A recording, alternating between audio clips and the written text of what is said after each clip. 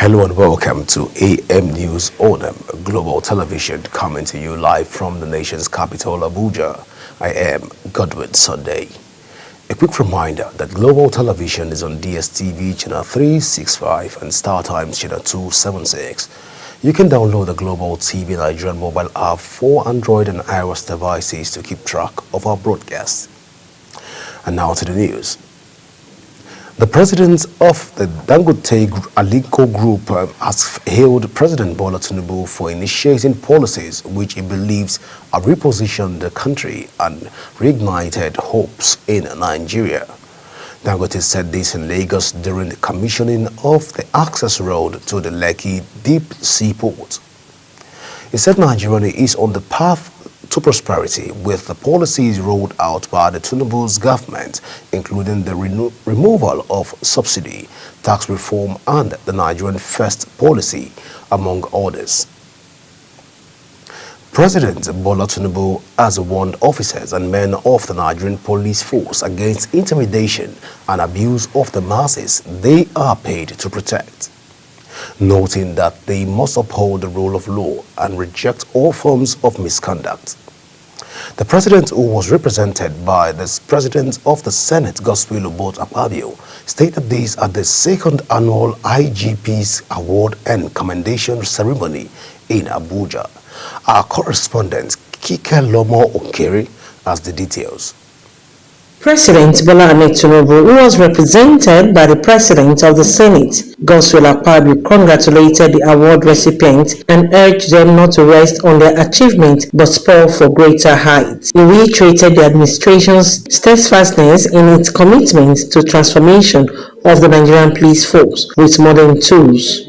We understand that modern policing demands modern tools, continuous training, intelligence-led strategies, and community partnership.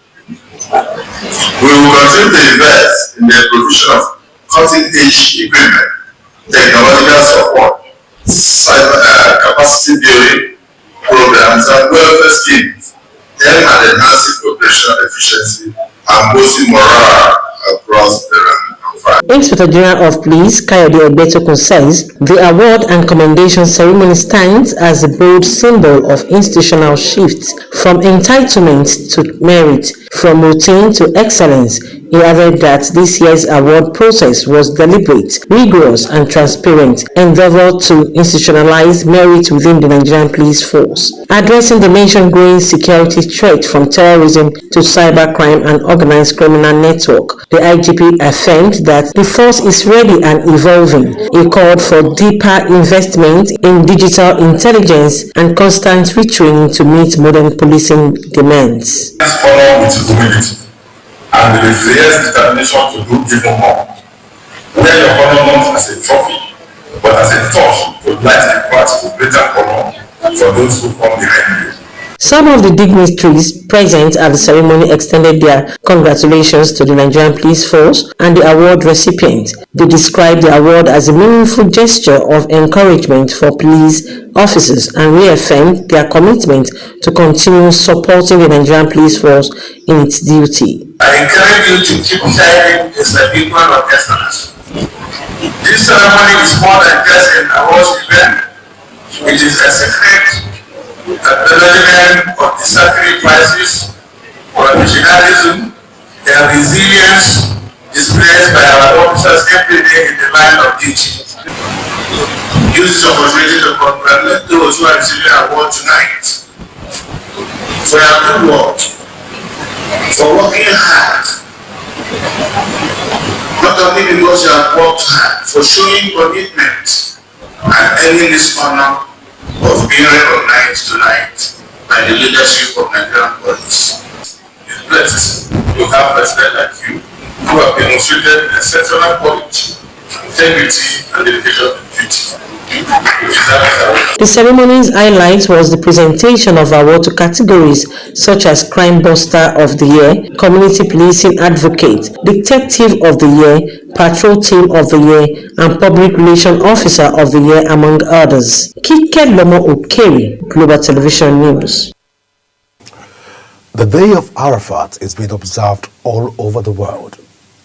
The Day of Arafat holds a deeply spiritual and sacred place in the heart of every Muslim. Known as the most important day during the Hajj, it brings together millions of worshippers at Mount Arafat, all united in worship, supplication, and submission to Allah. Our correspondent Kabil Hassan completes the report. لبيك اللهم لبيك لبيك لا شريك لك لبيك إن الحمد والنعمة لك والملك لا شريك لك. The day of Arafah, observed on the 9th day of Zulhijjah, is one of the most spiritual significant moments in Islam.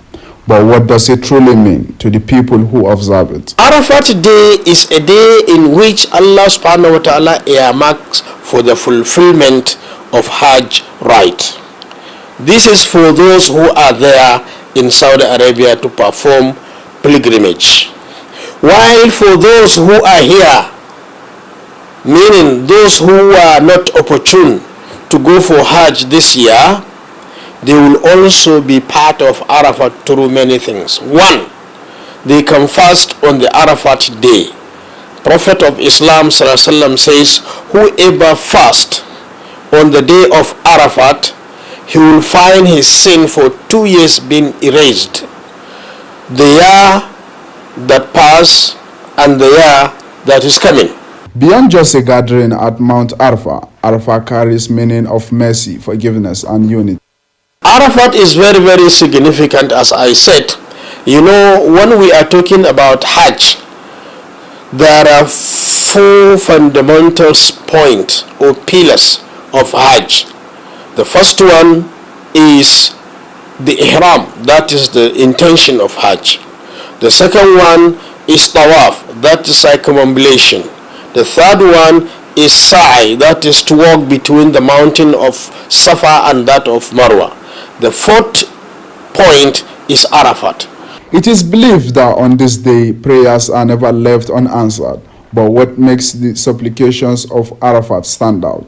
Prophet ﷺ says, Al-Hajju Arafah, meaning Hajj cannot be complete without visiting Arafat. So when a pilgrimage or when a pilgrim visited Arafah on Arafat's day, that means his pilgrimage is completed. While pilgrims gathered in Arafah, Muslims around the world who are not opportune to be there observe fast either of the 9th day or on Arafat day.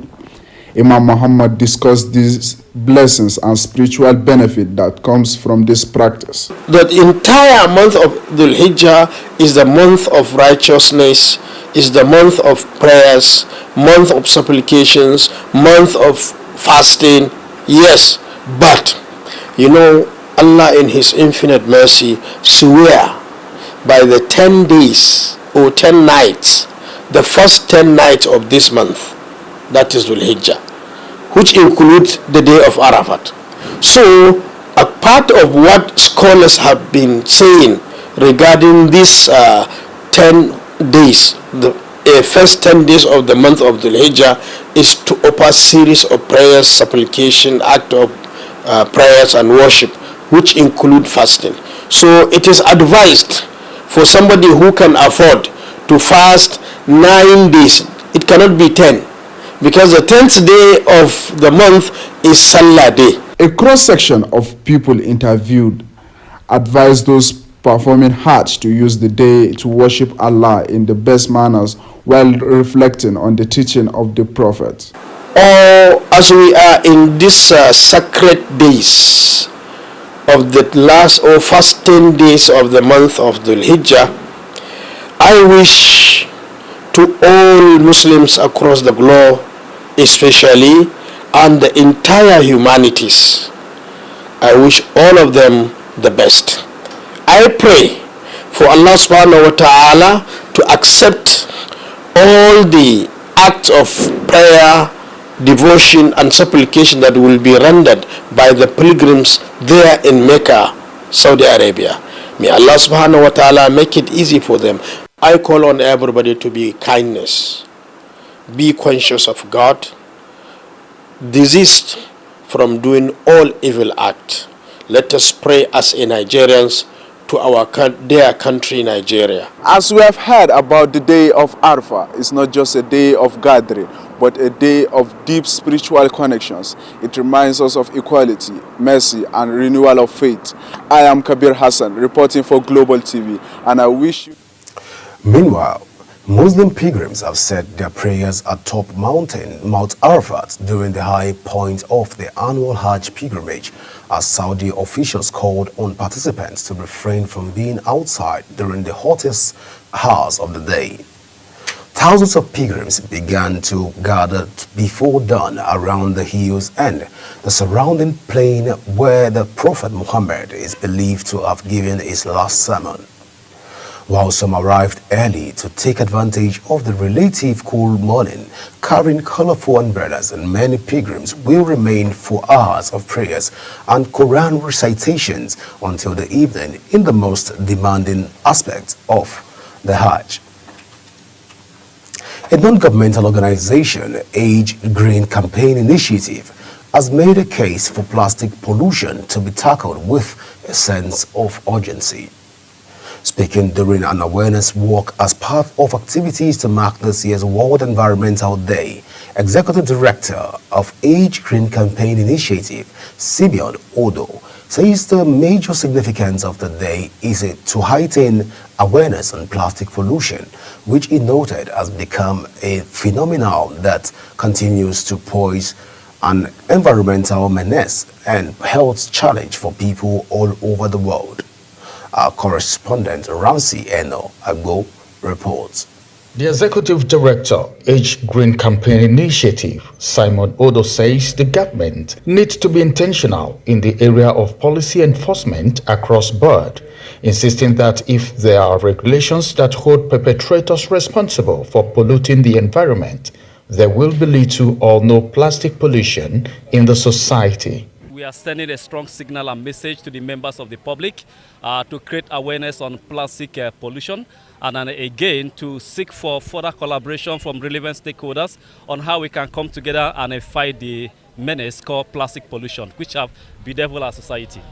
The Principal Admin Officer, Research Planning and Statistics Department, Ministry of Environment, Austin Achike, a representative of the Ministry of Environment, says the ministry is committed to preserving the environment through the ministry's partners. The ministry continues as the champion, in preserving and protecting the environment.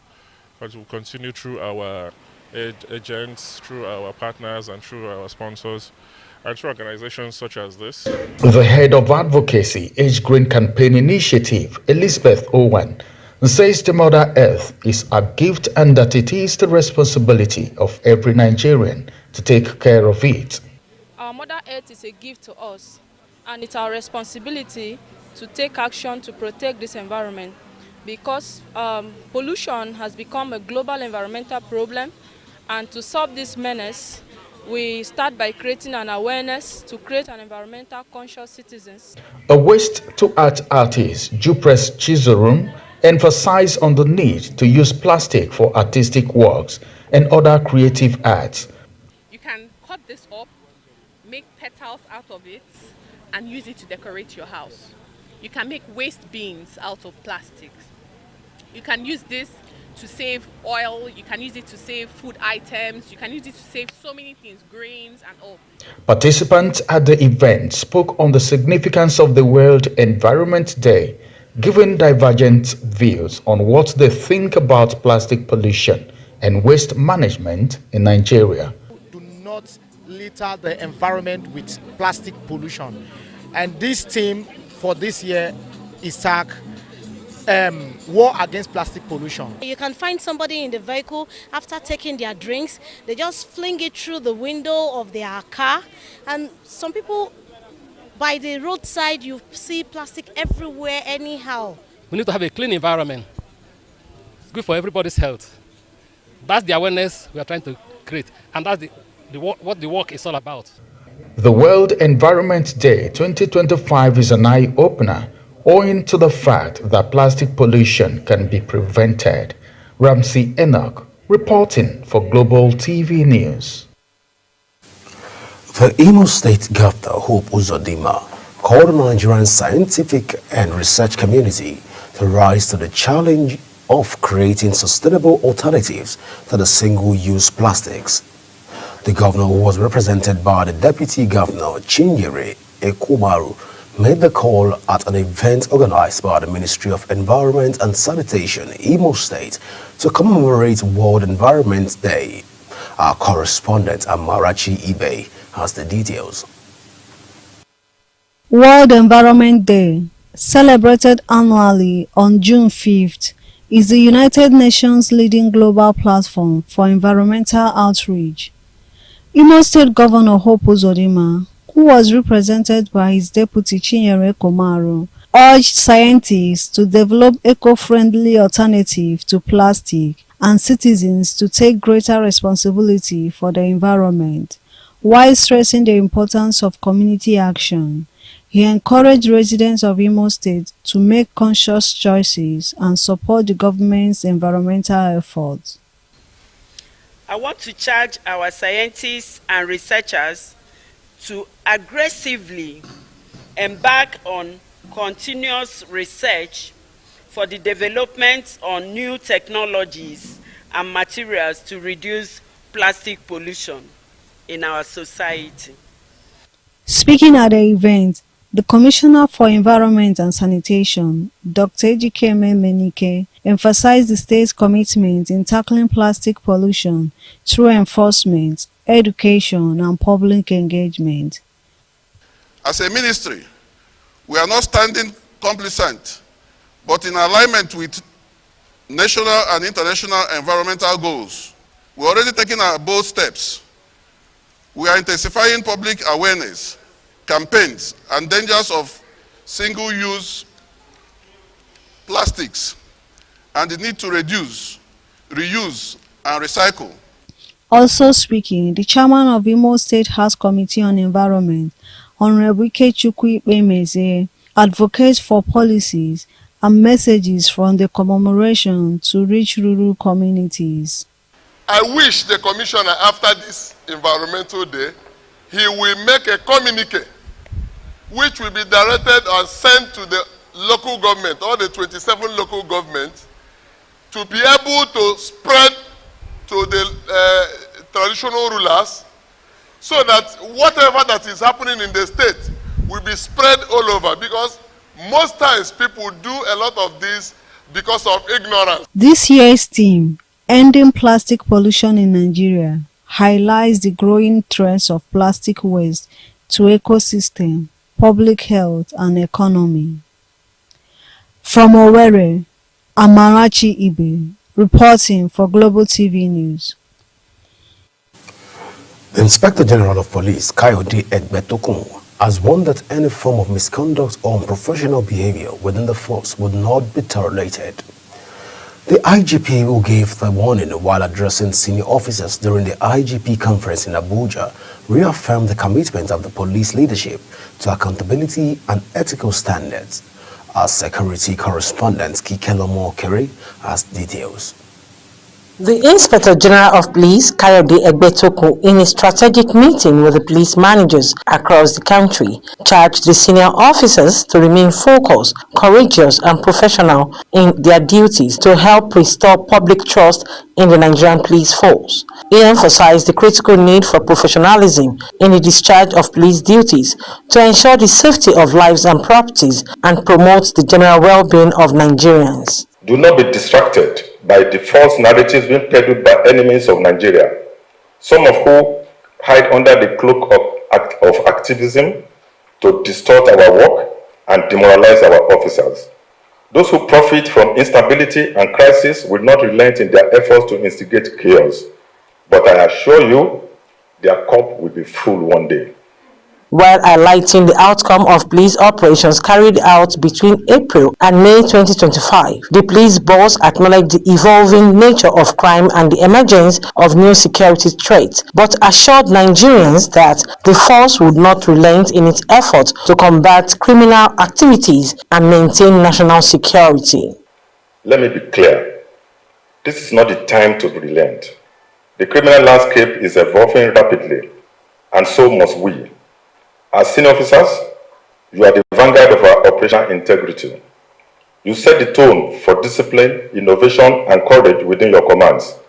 I therefore charge you all to redouble your crime-fighting efforts. Do not relent on your laurels.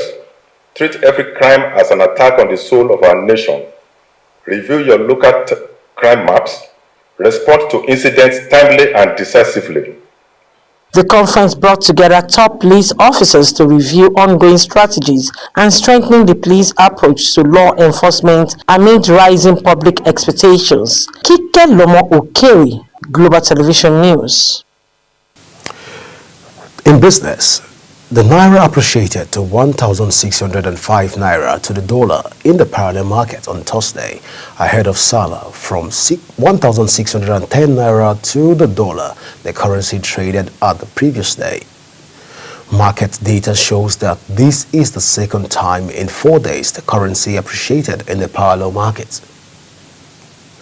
The European Union says it will spend 10.4 million euros on Nigerian Solar for Health project, which aims to project micro, small and medium enterprises as well as primary health care centers with reliable and sustainable solar energy solutions.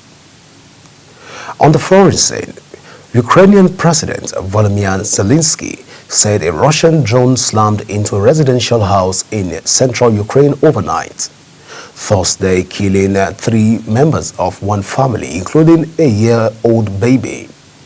He accused Moscow of trying to buy time to continue killing, calling for the West to put what he termed maximum sanctions and pressure on Moscow after Russia had repeatedly rejected calls for a full and unconditional ceasefire. A total of 5 people were killed in Praluki, a city in central Ukraine, including victims for 3 generations of the same family. The United States government has ordered an urgent crackdown on visa overstays following the arrest of an Egyptian national, Mohammed Sulima, for allegedly setting 8 Americans on fire in Boulder, Colorado. The directive issued by Secretary of Homeland Security Kristi Noem on Wednesday follows revelation that Suleiman had overstayed his visa and had remained in the country unlawfully since 2022. Suleiman faces federal hate crime charges along multiple state felony counts. Or still on the foreign scene, Zambia former President Edgar Lungu, who held power for almost 7 years until 2021, died on Thursday in a hospital in South Africa at the age of 68, his party and family members announced. Lungu had been receiving special medical treatment in a clinic in Pretoria. The Patriotic Front, his political party, said in a statement. Lungu had suffered from recurring sickness, a condition caused by narrowing the esophagus, for which he had treated in South Africa. The United States have vetoed a UN Security Council resolution calling for a ceasefire and unrestricted humanitarian access in Gaza, which Washington claims undermines ongoing diplomacy to resolve the conflict. Uyi Agbomofuegbe reports. The 14 members of the council voted in favor of the document, which also demanded the release of all hostages and the lifting of humanitarian aid restrictions. The U.S. ambassador to the United Nations, Dorothy Shea, said the resolution would undermine diplomatic efforts to reach a ceasefire, noting that the UN has not labeled Hamas as a terrorist organization. The United States has been clear. We would not support any measure that fails to condemn Hamas. It does not call for Hamas to disarm and leave Gaza. Any product that undermines our close ally Israel's security is a non-starter. This resolution would undermine diplomatic efforts to reach a ceasefire that reflects the realities on the ground and emboldens Hamas. Ambassador Shea further reiterated the United States' solidarity and support for Israel, particularly on account of its 20-month war with Hamas. The United States has taken the very clear position since this conflict began that Israel has a right to defend itself, which includes defeating Hamas and ensuring they are never again in a position to threaten Israel. UN Security Council members, however, criticized the United States veto, which was the 15-member body's first vote on the situation since November, when the US, a key Israeli ally, also blocked a text calling for an end to fighting. Uyi Agmofwegbe, reporting for Global TV News. In sports, Nigerians under-17 women's team, the Flamingos, will face France, Canada, and Samoa in Group D of the 2025 FIFA Under-17 Women's World Cup.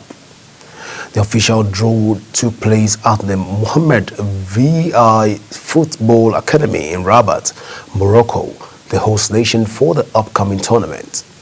The Flamingos were seeded in Pot 1 alongside top teams like the United States, Spain, Japan, host nation Morocco, and reigning champions North Korea. And that's the news on Global Television, coming to you live from the nation's capital. A quick reminder that Global Television is on DSTV channel 365 and StarTimes channel 276. Kindly follow us across all our social media platforms now showing on your screen using a Global TV NG. You can download the Global TV Nigerian app for Android and iOS devices to keep track of our broadcasts. I am Godwin Sunday. Thank you for watching. Do you know that Global Television can be watched in Nigeria and all over the world? Download the Global TV Nigerian mobile app for Android and iOS devices to watch Global Television real-time from around the world. What are you waiting for? Start downloading and stay connected to Global Television.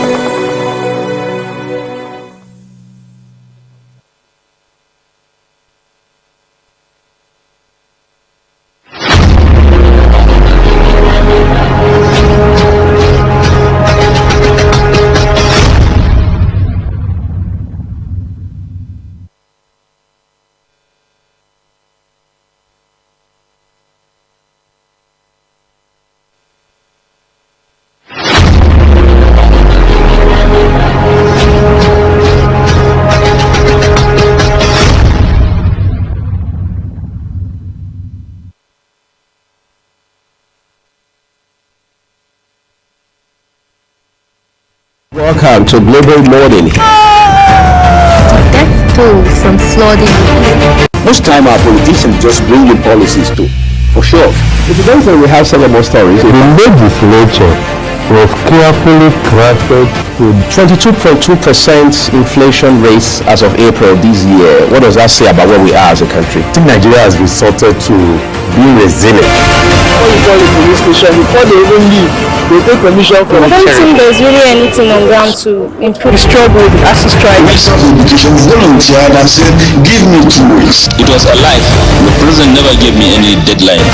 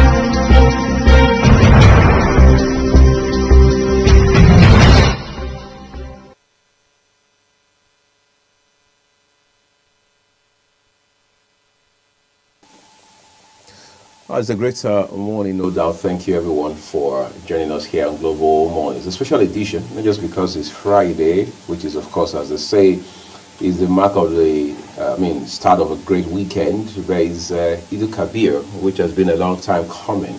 Big Salah, as many of my Muslim friends and colleagues would call it. I'm Uyag Mofegwe, and my colleague, who is complimenting his amazing outfit with a blue cap this morning, is also on the program. Good morning, Louis. Well, I'm Godwin Sunday. I didn't see that coming. Well, that's the whole idea. Well, I didn't see it coming. I would have prepared adequately for it. Right. Well, it's a good day.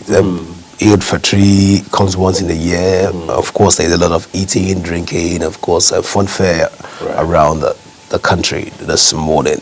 Muslim faithfuls are saying, please show love and also spread love, because the message for the Eid is all about love and also giving, which represents what the Islamic faith stands for. It's about love. Well, a lot of activities are lined up for us today. Quite a lot of activities. First, we going through the newspaper review. Then we'll now go through all the segments and we begin to talk. Well, looking forward to the part where we get to the test and culture, and texture, I beg your pardon, where we get to also see if they will also feature Salaram today, so we can know where we can start the conversation from. Quite interesting. Frankly, expectations are high. Yeah, expectations are high. When we're waiting for the prayers to call, the call for prayer to happen, then we know that thereafter we begin to perceive all and the aroma of good rams around, even in Abuja. Well, I can't say more than that. Before you begin to think that I'm a foodist, I don't love food. Food loves me, and by their own fruit. I don't love food. Food loves me. Who am I to say no when food fall in love with you? Especially on a day such as this. On a day such as this, many to go around and many to spare. It's a good day. I'm excited this morning. Quite a lot of things are happening, but then my excitement starts from the fact that this is the big Salah, and my Muslim friends don't have an excuse to give me today. The last one they said it was a small Salah, so they don't used to share ram. But the unfortunate thing is that most of them have traveled, majority of them traveled, and it is sad. But notwithstanding, we'll still wait for them to come. As soon as they return, we'll get our own part of the Ngwongo, as it is also. Well, quite interesting. Yeah. So we're going to be talking about all of that today, significance of the day as well, right? It's not just a day for Muslims. It's very significant in light of what it holds, the value that it brings, which of course Muslims across the world espouse. This morning, for example, we've seen news stories, we've seen videos of Muslims everywhere in the world. I mean, practically everywhere in the world, observing the early morning prayers, and then you have those who are still observing the Hajj, which is quite inching to an end now. But it's all part of this commemoration, this very pivotal moment in the Islamic faith. So we'll talk about all of those this morning. But there are several other issues that are sidelines today, because the focal point is the Eid, which of course we're going to have conversations about today. But several other issues, for example, the fact that we're not hearing that at least 3,867 illicit, unregulated light small weapons has not only been confiscated by the federal government of Nigeria, but it's now being publicly destroyed. Raises a lot of questions about the fight against insecurity. For one, you're asking yourself, in whose hands were these arms found in the first instance? And then just think about it for a second, that stockpile of arms, and then you're wondering, and then of course in between, the National Security Advisor Malam Nuhu Ribadu says that mopping up these illicit firearms is a very crucial part of the fight against insecurity, and then he uses that as a basis, or if you like, he seized it as an opportunity to reassure citizens that, look, whatever stripe of insecurity we are dealing with right now will be surmounted with efforts from government and, of course, cooperation of citizens. Most definitely. If you recall, this is like the fourth time this whole process has been happening, has been conducted rather. And this firearms was question that we need to start asking, some of those questions are begging for answer, urgent answers, is the fact that how did they pass through the Nigerian borders? Of course, if we say we have porous borders, I think it's time to begin to tighten the border security, or if need be, you begin to build more home front or homeland security to be ensure that our borders are safe by the immigration officers that are manning the borders. Not just that, we also need to put into consideration the fact that Nigerian is bigger than some of those conversations that we're having right now, where we begin to talk about small arm proliferation around the country. No, we shouldn't be having conversation of this magnitude. Even talking about 3,800 plus that are being destroyed. We should be talking about the level of technology, invention, advancement in terms of all of this. Because when we begin to look at this, but my challenge with all of this is the fact that no matter which side of the divide we fall, we don't get to hear the fact that after these, certain persons have been relieved of their duty, because this is not just a sabotage, but then it is more of a funny play. I'm taking it from the angle of the immigration officers right now. Then we move to the Nigerian police force, because these things did not just happen on their own. They passed. There's a process. Right. Somebody ordered for these guns. They found their way into Nigeria. The documents were sent out. What are the intelligence officers doing in this regard? Now, if these weapons were not confiscated and destroyed, they would have found their way like other weapons coming into Nigeria. But the numbers that we're seeing right now, 3,874. That's quite huge, if you ask me.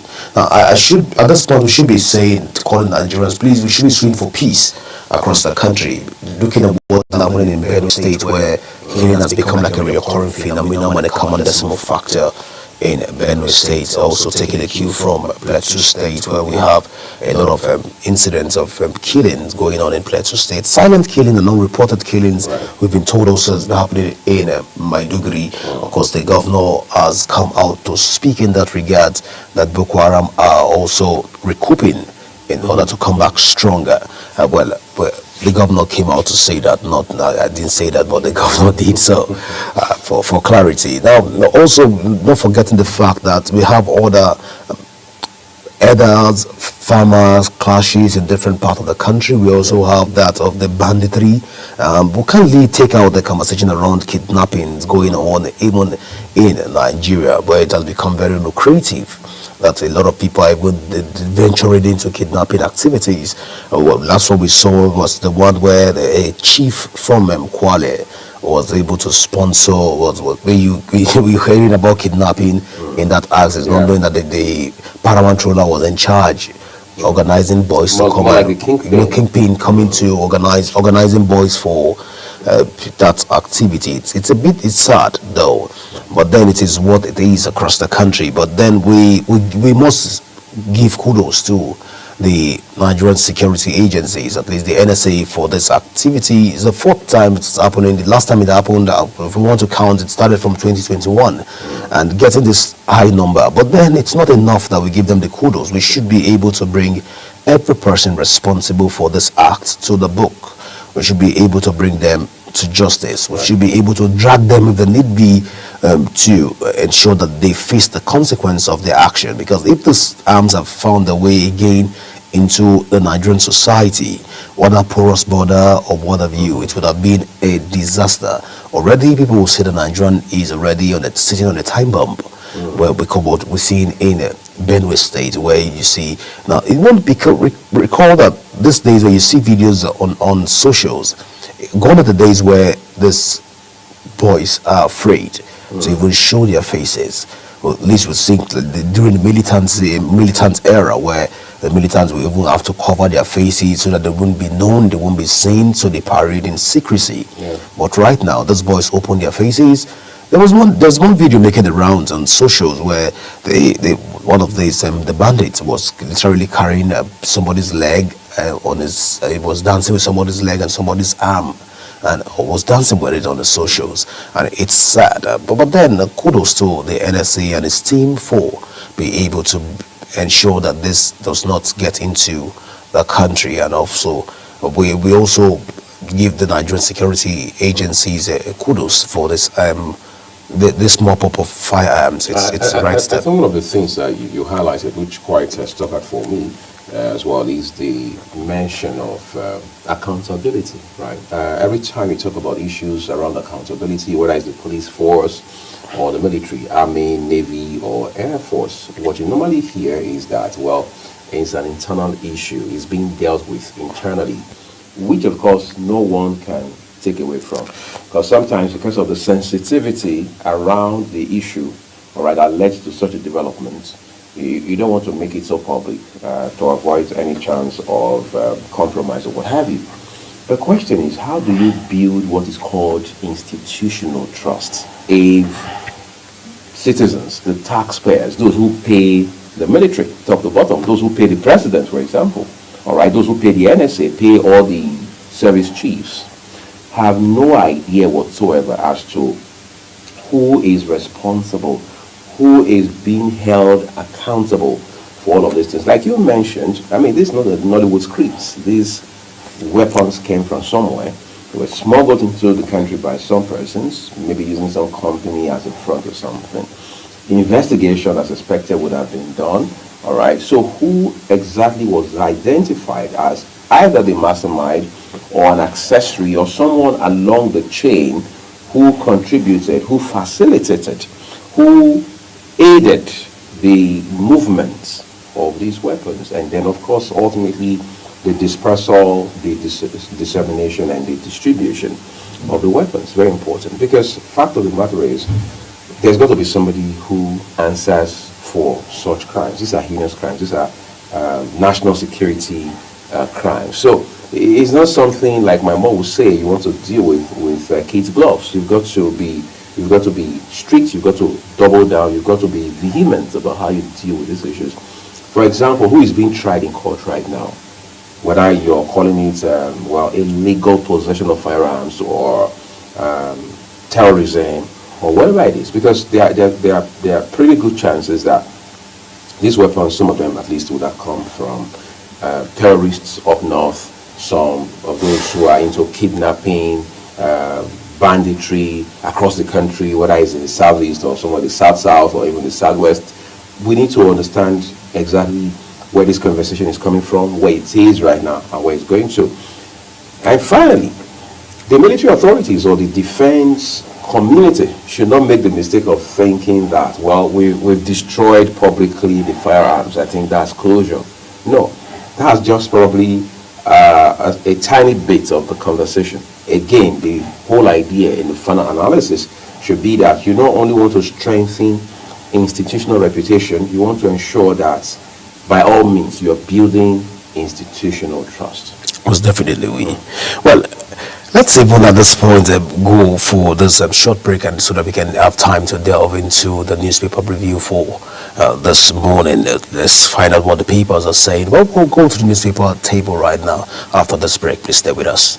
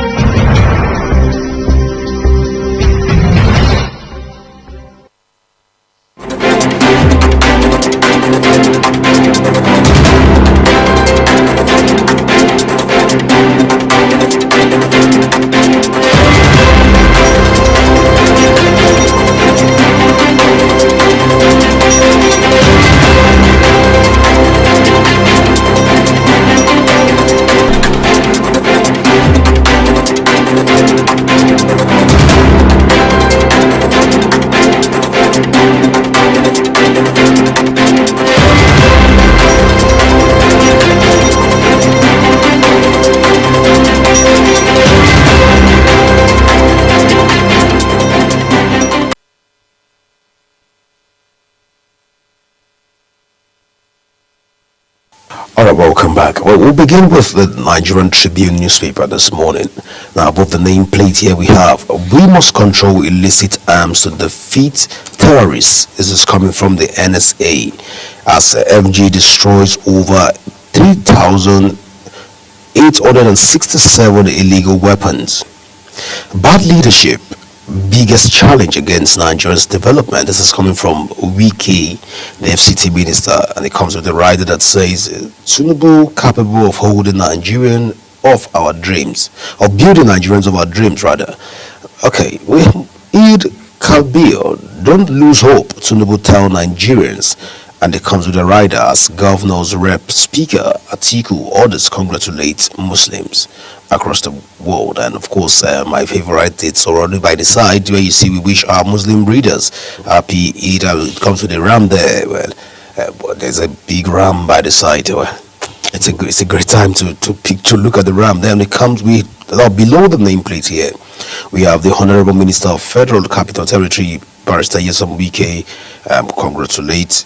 And the Honorable Minister of State, Dr. Maria Mahmood, on behalf of all the residents of Abuja, welcome His Excellency Bola Ahmed Tinubu.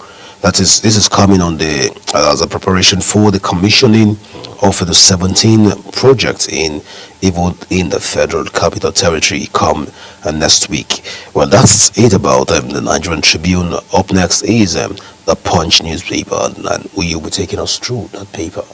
All right, let's quickly turn to the Punch Sports Extra. It's a Friday. Of course, there are very crucial matches. Home and abroad already scheduled for this weekend. We'll begin with the one here, top left, with a picture of Galatasaray striker Victor Osimhen. Says United rethink Osimhen chase after the lap failure. Our guys hosts Eagles in first ever meeting. Leeds battle Wolves Brentford for Uche. Lookman gains Fleet's backing for Barca switch. Then the star story here, something that's exclusive to the Punch Sports Extra, says Elizabeth Oshoba exclusive. I'm very happy with this title. It is my first world title, but I am still focused, and I can't wait to fight more world title fights, win more, and claim the main WBC belt. That's one Nigerian young lady there making the country proud, putting the country on the map for the right reasons, right? My world title journey is what it's captioned. You want to read up details for yourself this morning on page 6 of today's issue of the Punch Sports Extra. What's more, Golf sets up Sabalenka final clash at Roland Garros.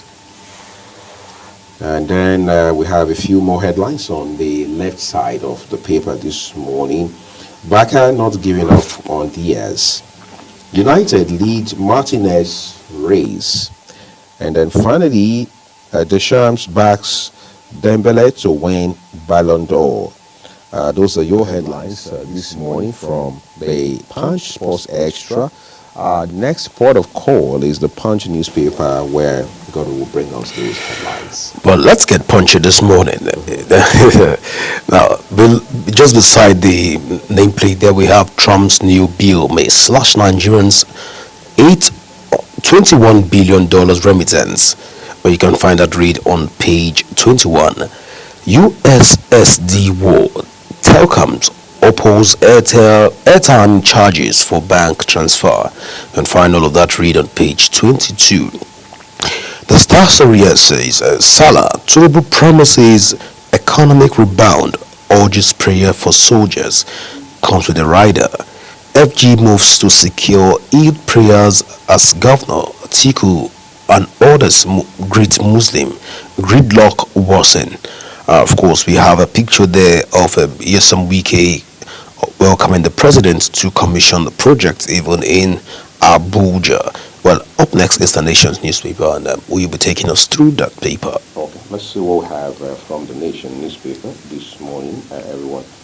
Quickly from the top right of the paper this morning, here it says Army backs early voting bill. Okay, Army backs early voting bill. That's what you see on page 3. Those are the details there on page 3. Automatic tickets, APC will consolidate democracy, says NPF. Automatic tickets in APC will consolidate democracy, says NPF. That's, well, again, the conversation around 2027. Tributes flow for Jubril Aminu. That's the man who passed yesterday, former senator, former minister, a man who etched his name in the sands of time, also contributed meaningfully what some people will call his own quota.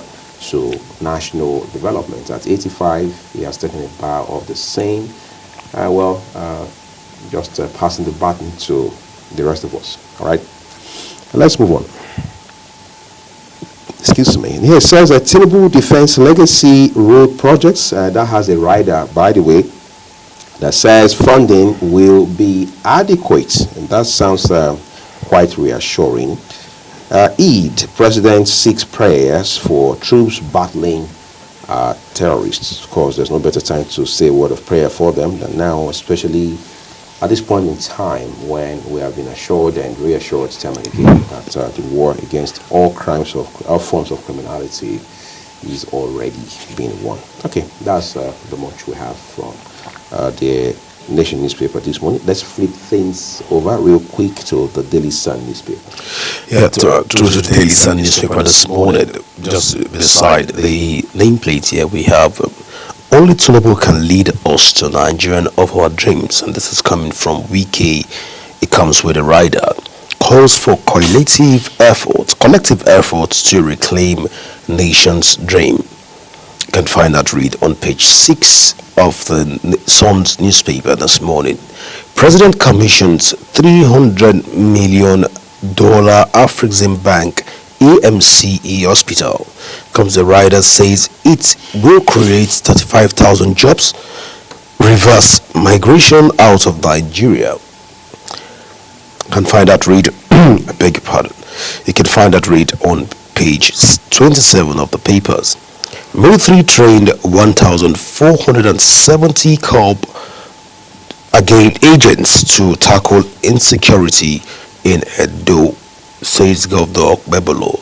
I'll take that again. So military trained 1,470 agents to tackle insecurity in Edo State, says this is coming from Governor Okpebolo.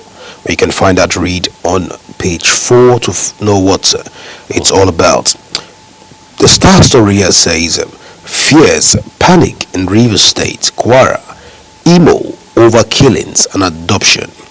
Well, you can find all of that read on page 4 of the Sun newspaper this morning. Of course, I think all national dailies are also carrying the commissioning of a project even in the FCT by the president that come next week. But that's just the size of the package on the Sun newspaper. Up next is the Guardian newspaper. All right, let's go real quick to look at the Guardian. We'll begin with the Star headline for you. It says with the key card here, Lagos Calabar Coastal Road, FG to revoke approvals of reclaimed lands along road setbacks. Okay, and then here it says CDS admits insecurity can't be resolved through military force alone. Well, that's not a piece of story that is new. You need, if you like, not just collaborative efforts, you also need a mix of strategies to make this happen. Well, those in the military would say kinetic and non-kinetic, approaches to dealing with this.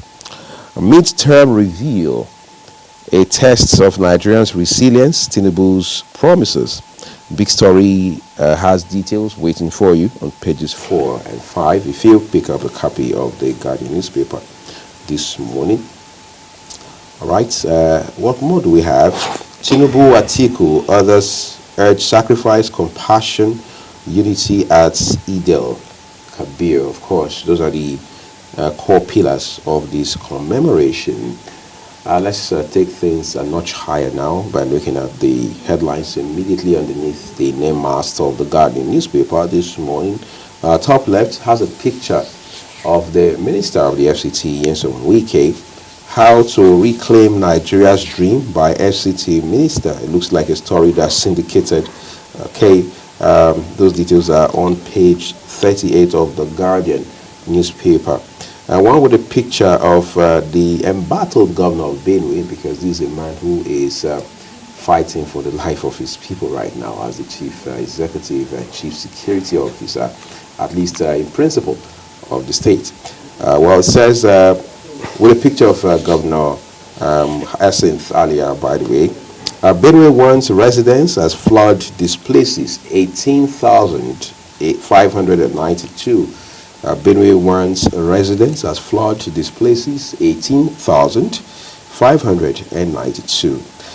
Marketers fault 5% petrol tax, seek amnesty for refiners. Marketers seek fault 5% petrol tax, seek amnesty for refiners. And then lastly, a headline here with a picture of Governor of Akwa Ibom State, Omo Eno. Time to move. Akwa Ibom governor speaks on defecting from the PDP. I think we should stop pumping gas at this point. And then talk about this, all right? The governor in the last few weeks has been, especially in the last 2 weeks, has been particularly unequivocal about his intention to move. His resolve, I probably should say at this point, to move from the PDP to the APC. Now he's saying that no going back, it's time to move. Before now, just last week, he spoke very clearly to his commissioners and other aides to say, look, you have two options going forward. You either decamp or defect with me to the APC, or you do the honorable thing by turning in your resignation. I know you are not one of his but of course, in the line of duty, you've been following the story.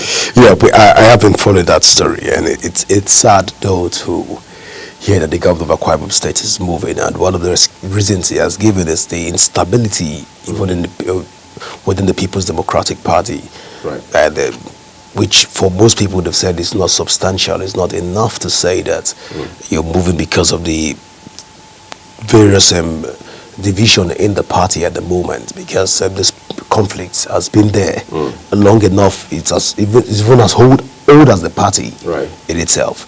People's Democratic Party, the People's Democratic Party has always, the PDP has always been having this internal rift over since God knows how long, more than 20 years prior to when Obasanjo left, prior to that, before that time, we've been having all of this. So this is not enough to say, but one of the reasons he gave also is the fact that if come 2027, if he wins the election and it belongs to another faction, or another faction has been declared a winner, all of this it will be inconsistent results, and this will now tarnish the political terrain. But then, who am I to be able to convince the governor to stay within the ambience of the People's Democratic Party? He has a choice to make.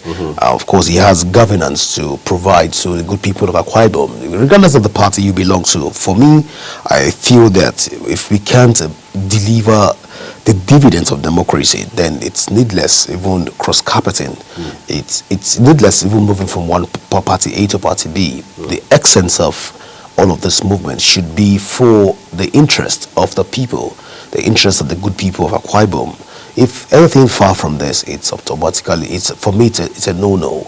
If you're telling me you're moving because the party is not doing what they ought to have done, I'll say, okay, it's fair. But when you're telling me you're moving in order to attract more development, more progress, more infrastructural, or more investors into the state, then it's a good one for me. Not personal interest, nothing attached. And those said that the governor cannot work with the other cabinet members that belong to the other side of the divide. Of course, all governors are calling for an inclusive kind of a leadership, an inclusive government. Now, if you're calling for inclusivity, I think you should start from home. We've seen President Bola Tinubu exhibit that tendency by working with the person of Nyesom Wike. And Nyesom Wike has been ranked so far to be one of the most outstanding and performing minister under President Bola Ahmed Tinubu. Of course, we can have that also replicate in Akwa Ibom State, because for the number of years, 2 years so counting, we've not really been able to pinpoint to tangible development in Akwa Ibom State. Prior to this time, you hear often that Godswill Akpabio is building this, Godswill Akpabio is doing that, and we now move from Godswill Akpabio to Udom Emmanuel, and of course the man that brought in the Akwa Ibom Air. Of course, it was criticized largely that the Akwa Ibom didn't need an air, but then that became more of a way to industrialize the state. We've not really gotten a direction from the person of Governor Eno right now to know what he even wants to do for the state. So if moving from party A to party B, would not be that he is trying to hide from something? A lot of questions are begging for answers. Is he hiding from something? Because we've not seen his developmental plans. We've not seen his developmental agenda. We've not even, when we do the rating of governors, that their visions, their plans are not clear. Their whole itineraries for the whole year, when you put it together, we can't even pinpoint to what they've been able to achieve. Is he moving in order to save his face of shame so that the All Progressive Congress will not defeat him come 2027? Is this the game plan? So there's a lot of questions that are begging for answers. If you're walking, just like you say that OT of Abia State right now, you can't say OT wakes up to next day morning and wants to move from Labour Party to another party because he's delivering on its people. But then we can't largely say that for Governor Umo Eno at this moment. But then, who am I as an adult? He can choose to do what he wants to do. And then serve the people who elected him in the first instance. All right, so let's look at the last headline for you from the Guardian newspaper this morning. It's at the very fruit of it. Here we see what it says. Tinubu hopeful of improved healthcare with $350 million African Medical Center of Excellence. Read up those details for yourself on page 7 of the Guardian newspaper this morning. Incidentally, that's our penultimate paper. Then we have just one more to go, and that is the Daily Atrocities. Well, below the main plate here, we have Happy Salah to our readers and advertisers. Eid al-Adha, Tinubu Atiku governors preach peace. How 300 Nigerians died in 6 days. Army chief makes case for early voting for military personnel. The Star story here says Salah. Travelers spend hours on Abuja-Kaduna highway. And we have the life and time of Professor Jibril Aminu here at the foot of that paper. And that's it on the Daily Trust newspaper. Do well to go out there and get yourself a copy of the various national dailies and also stay abreast with information and also happenings around the country this morning. Right. Yeah, just to also say that please let's be clear that Global Television does not make any contribution, whether at the editorial level or whatever level, to these papers that we bring to you on Global Morning. All we do is present you the headlines and guide you through the day's news so you can stay ahead of the news, avoid misinformation and fake news as well. We'll take a quick break now. Sharon Ajay, as always, is standing by to give us a breakfast idea.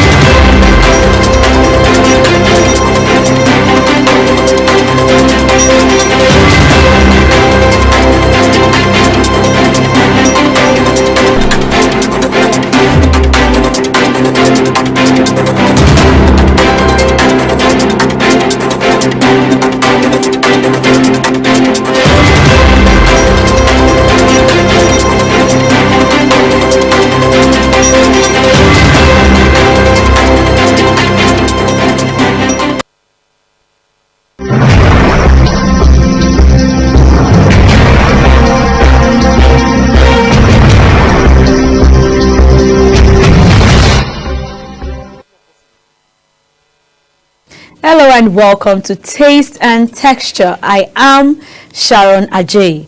Today we will be learning how to make puff puff. Have you ever seen anyone eat just one piece of puff puff? Well, I have never, and that can tell you how addictive puff puff can be. Puff puff is a very popular West African street food that's quick and easy to make with different variations. Dangerously delicious and addicting. It's so warm and crispy on the outside, but soft and very fluffy on the inside. The flavor is very nice and the recipe is pretty easy to make, trust me. But once again, I've learned that puff puff is one of Nigerians' favorite food. When you talk about small chops, or you can't have small chops without puff puff being part of it. And I would say the taste is a bit similar to donuts, but it's way more crispy on the outside, just like I said, and so fluffy on the inside. Well, let's move to the ingredients that would need to make this delicacy. We'll be needing plain flour, also known as all-purpose flour.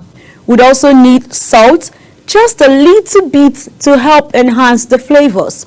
We'd also need granulated sugar and instant yeast, also ground cinnamon and ground nutmeg, and also oil, any flavorless oil that works, but I like to use, or would suggest you use, vegetable oil. And the most important ingredient, water. That water should be a bit, slightly warm, not too hot, but just lukewarm. Now, let's make it. In a large bowl, sieve flour and thoroughly mix together flour, sugar, baking powder, yeast, salt, and then add 2 cups of lukewarm water. You could add little by little to get the right consistency. Use a wooden spoon or your hands to gradually stir flour into the water until a thick, sticky batter has formed and no lumps remain. That should take about 5 minutes. Batter should have the same consistency as cake batter with a few bubbles. Next, you add any flavor of your choice and stir. We would be making use of 1/4 tablespoons of milk flour. Cover bowl loosely with plastic wrap or any tight cover or a clean, damp kitchen towel and let sit at warm room temperature until roughly doubled in size. That should take about 20 to 45 minutes. Next, you dice some pepper and onions. It's completely optional. Next, you turn on your heat and heat oil over medium-high heat. Using 1 tablespoon cookie scoop or your hands, dip scoop in hot oil, then scoop a 1 tablespoon portion of butter and carefully add to oil, dropping the portion from as close to the oil surface as possible to minimize splashing. Working quickly, repeat process until pan is full and not overcrowded.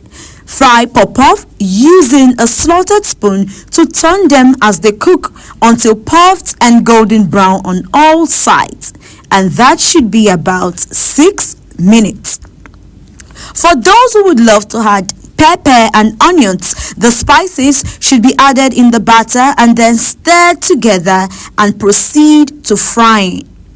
After frying, transfer puff-puff to prepared baking sheet or a sieve to drain out the oil. Lastly, transfer puff-puff to a serving bowl and serve hot, warm, or at room temperature. Well, puff-puff can be eaten on its own, or you can toast it in spiced sugar or with a dip. Enjoy your puff-puff. And that's it on Taste and Texture. I am Sharon Ajay. Global Morning continues.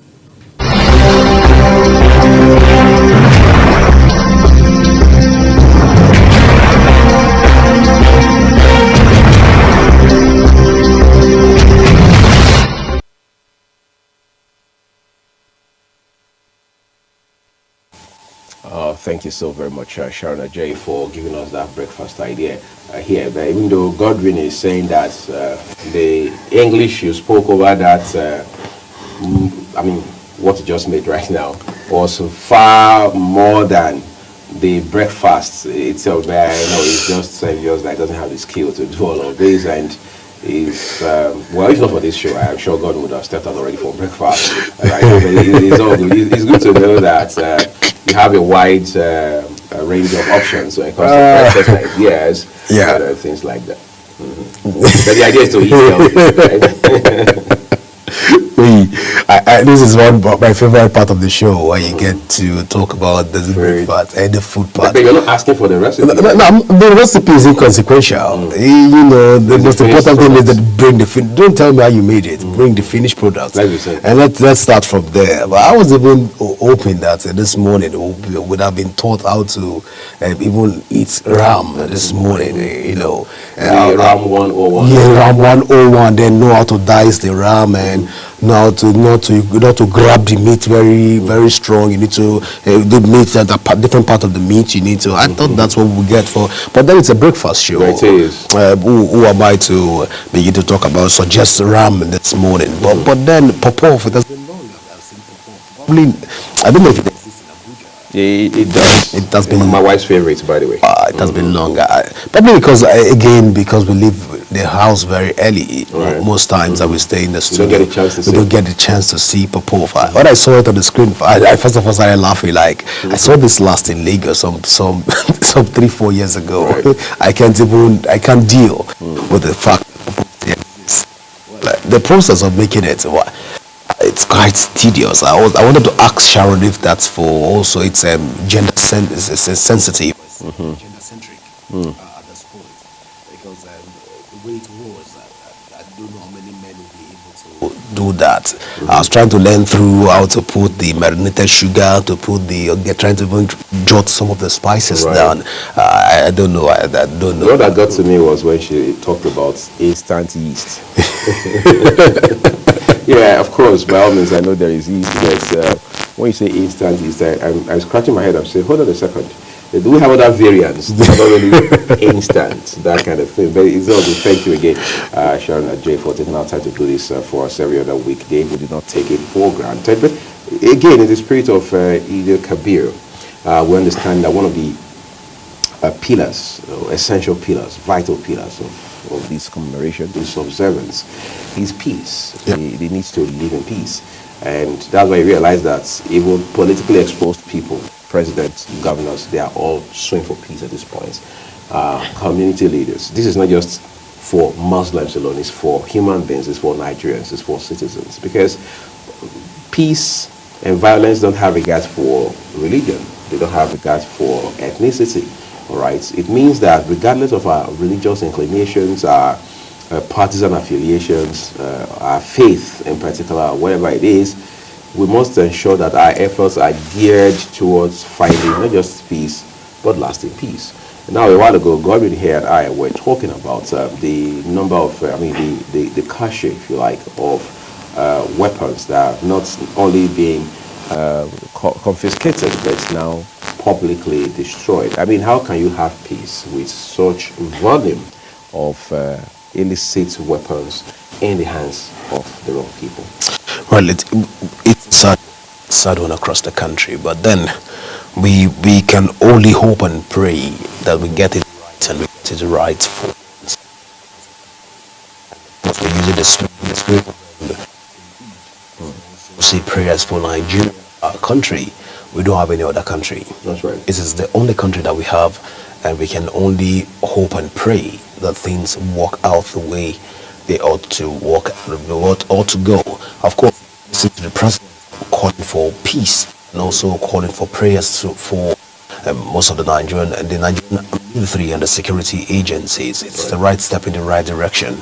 We can't do anything less than to just pray for them. Of course, these men are also sacrificing a lot. Most of them right now in the Eid ought to be with their families, but they are deep inside the forest trying to secure the territorial integrity of Nigeria and trying to ensure that we are safe. When those of us are in town, you can call them whatever names you want to call them, but then they are also doing what they ought to do. Most of them today will have to celebrate the Eid, especially the Muslim faithful among the military personnel and other security agencies will celebrate the Eid in diverse places, in forests. When you see most of them, Nigerian Navy, Air Force, you don't get to see their families for weeks, for months, and they're just ensure that we can say less, but just also say a word of prayer for them. May Allah grant their prayers and all their wishes even in this period as they also celebrate the Eid this period. Well, it's talking about the fact that a lot of illicit have been confiscated by the government. Hope and also pray that those behind this wicked act can at this point allow Nigerians to be in peace. Please, we're calling for peace, we're suing for peace. Some persons are ordering for weapons. We are calling for peace, we are suing for peace. People are declaring that they are importing weapons into the country. To make the peace to be lasting or to ignite the fire across the country. Because there is no way you put weapons in the wrong hands and you expect to get a positive result. When we put weapons in the hands, automatically the wrong hands will begin to do the wrong things that will affect the society. Garbage in, garbage out. It's just what it is. So at this point, we are also calling for those that are trying to disunite Nigeria, trying to ensure that we don't live in peace and harmony. It's a good time, even the celebration, in commemoration of the celebration. We are also asking that please, you can also turn a new leaf by ensuring that you're also on the good side of the books, because whether you like it or not, everybody will be judged. Everybody we will die one day. And the question is, when you die, what will you be remembered for? For the right reasons or for the wrong reason? People celebrate you that, okay, you died, that man has died, that man that is known to be the instrumentality for division even among his people has died. What will you be remembered for? Recall, some people are even afraid to even travel back to their hometowns right now because of the fact that a lot of insecurity around their hometowns, and it's sad. Most people will tell you, okay, I'd rather do the Eid in where I'm domiciled right now other than traveling back. The roads safe. Kaduna Abuja highways, the Kogi Lokoja highway, and the Kogi Abuja highway, Lokoja Abuja highway, and the rest of the highways. How safe are the highways? Now, I would think somebody is somewhere masterminding importation of firearms. So, but it's a good time, of course, all Muslim will join our Muslim brothers across the world to also call for peace and also call for a cognitive repentance from every person that is even thinking along this line of disuniting Nigeria. Well, it's a very fine place to leave it. We're taking a quick break now, everyone. When we return, there's so much to talk about today and because of the program. Of course, a bit of politics in between as well. We can't take our eyes off 2027 anymore now. It's more like I've decided no going back kind of thing, because the political class is already having that conversation, right? So within the space of the media, we're left with no choice other than to follow the developments as it all unfolds. All of that coming shortly behind this break. Stay with us.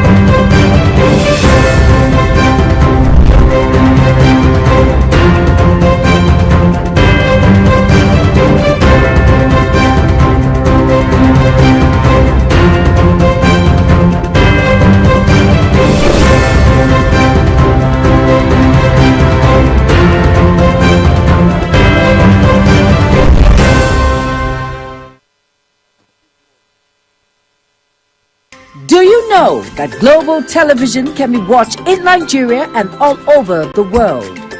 Download the Global TV Nigerian mobile app for Android and iOS devices to watch global television real-time from around the world. What are you waiting for? Start downloading and stay connected to Global Television.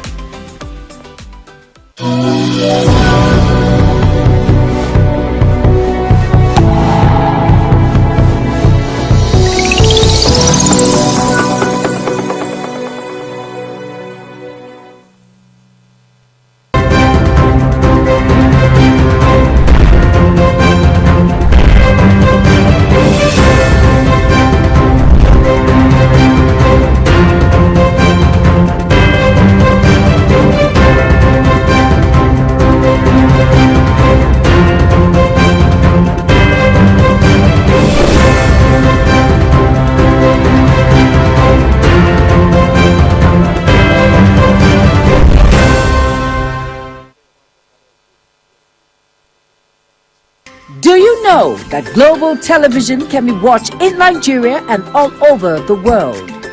Download the Global TV Nigerian mobile app for Android and iOS devices to watch global television real-time from around the world. What are you waiting for? Start downloading and stay connected to Global Television.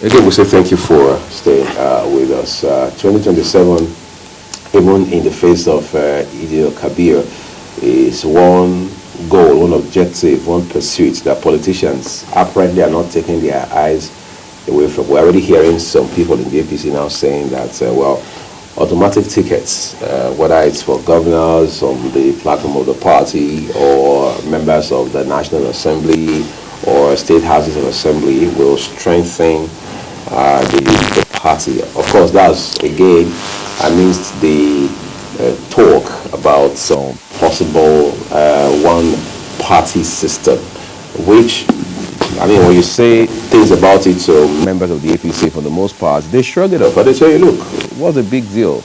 It will even make it a big family. I mean, one big family. It means that we can get things moving faster than we are doing right now. After all, it's just going to be one entity, as against having this, if you like, this cannibalized system, politically speaking, where you have different parties, and then you have those who are now saying that, well, they are not allowing us to register a new party. The former Minister of Transportation under former President Muhammadu Buhari, who was also Governor of River State, Right Honorable Rotimi Chibuike Amici, has said that INEC is not allowing them to register a new party. But of course, INEC has not come out categorically to say we do not want new parties registered. I'm sure the law is very clear as to the procedure for registering political parties in Nigeria. However, the point Mr. Amici was making was that INEC as an umpire, as an institution, was fairer to politicians, to the political class, under former, if you like, henchman, the former chairman of the commission, talking about Professor Alhayemi Jega, than you have with Professor Yakub Mahmoud now. But the question is, what are the criteria being used to reach that sort of conclusion? All right, has anyone, whether individually or collectively, approached INEC with the proposition to register a new party and then the commission declined? Those are some of the questions that should agitate our minds at this point in time, because politicians can be more dramatic than you are able to fathom. So we need to have that conversation. It's 2025, right in the middle of it. Election at the earliest will be somewhere in the first quarter of 2027. So don't we have more time that we need to begin to facilitate the registration of political parties if that's the case, because all of this now is coming up in light of the fact that there's a big talk about, about coalition, which the APC has waved off with the left hand, saying that coalition will take these politicians nowhere, because according to the ruling of Progressive Congress, this effort had been attempted in the past and it never saw the light of day. Well, I didn't want to talk about politics this morning, but we eventually has taken me to the political space. Who am I not to delve into the political space for this morning? But because looking at the Nigerian political scene right now, and looking at the cloud that is gathering, because the cloud is already gathering for 2027. Well, one would think that 2027 is just 2 years away from now. Unfortunately, 2027 is just some couple of weeks away, if you whether you like it or not. It's not, we're not counting years away right now, because the politicians are already, like you rightly said, already in 2027. We've already seen a lot of endorsements going on from all quarters. But then again, for once I should think that we should rather focus on talking about developmental democracy, talking about the politics of development, talking about the politics of rapid change, other than talking about it. For me, one good turn deserves another. That's right. If you've delivered effectively, you've delivered efficiently, you don't need to clamor for votes. It comes on its own accord. Take a look at the government of Babatunde Rajit Fashola when he was the governor of Lagos State. Well, but he did magnificently well for Lagos State, even when he had issues with his principal or his predecessor, Bola Ahmed Tinubu, at a point. But it was handled amicably, because we could see and you could tell the level of development happening in Lagos at that time. Right. Something happened with Nyesom Wike. Take a look at majority of those people. If you do the right thing, what you ought to have done, what you need to do, there is no point fetching firewood, infested firewood, or necessarily it's not. So all of these endorsements, talking about the senators right now, most of the assembly members, the legislators, have been given automatic tickets by their parties. Of course, the state governors are not spared even in this whole conversation. But then let's take the train back to accountability and holding them accountable to what they've done so far. Or begin to measure the performances, begin to put it side by side simultaneously with the years they've spent in office, the number of allocation from resources that have been entrusted in their care, the number of times and things that they've been able to, projects that they've been able to execute over the last 2 years. Can we say of a truth that these people have adequately and efficiently represented Nigerians to a very large extent? Or we begin to say that they've misrepresented us to a very large extent? Take a look at the local governments so far, 774 local governments. How effective have the local government systems been in Nigeria? Now let's go narrow that conversation through to the House of Assembly, where we have a lot of should we say they are silent legislators. Some legislators literally don't even talk. They literally don't even contribute. Sleeping senators and sleeping the House of Rep members that we have. And people will even say that most of them have become like a toothless bulldog that can only bark but they can't bite. We've seen a lot of deliberation even in the House of Assembly. I was chatting with somebody. I said one of these days the House of Assembly will sit down and put into consideration and begin to debate whether Nigerians should, whether or not Nigerians that don't have cars should get married. One of these days, the way it is going right now. Because we debate a lot of frivolities, a lot of frivolous activities are going on. Don't be surprised, on a more serious note, we might just one day sit down and you get a bill is being sponsored for Nigerians without cars not to get married, so that you will not begin to make your wife to suffer when you eventually bring her to the house.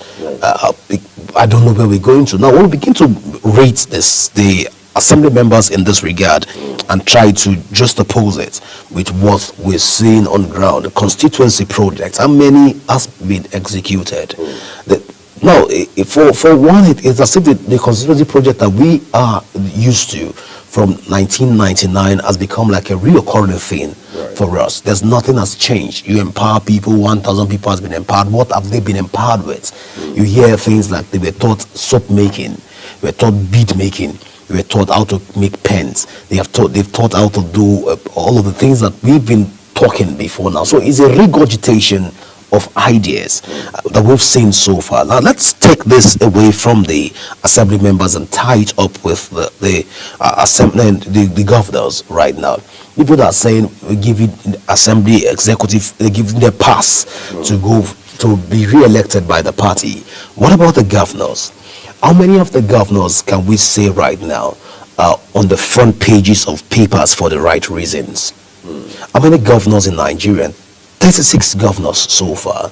How many governors in Nigeria, if we want to go by the books, to say that we want to measure performances by these governors, how many governors can beat their chest and say, I've delivered the dividends of democracy to my people? Apart from road construction, which has become like a norm, right now in the country we campaign with road construction. You're talking about in 21st century, we're still talking about road constructions used as a frontier for campaign. We've been able to build 1 million roads, 200 schools. When we begin to measure up these roads and the schools, does these roads that we create, do they meet the international standards for road construction so far?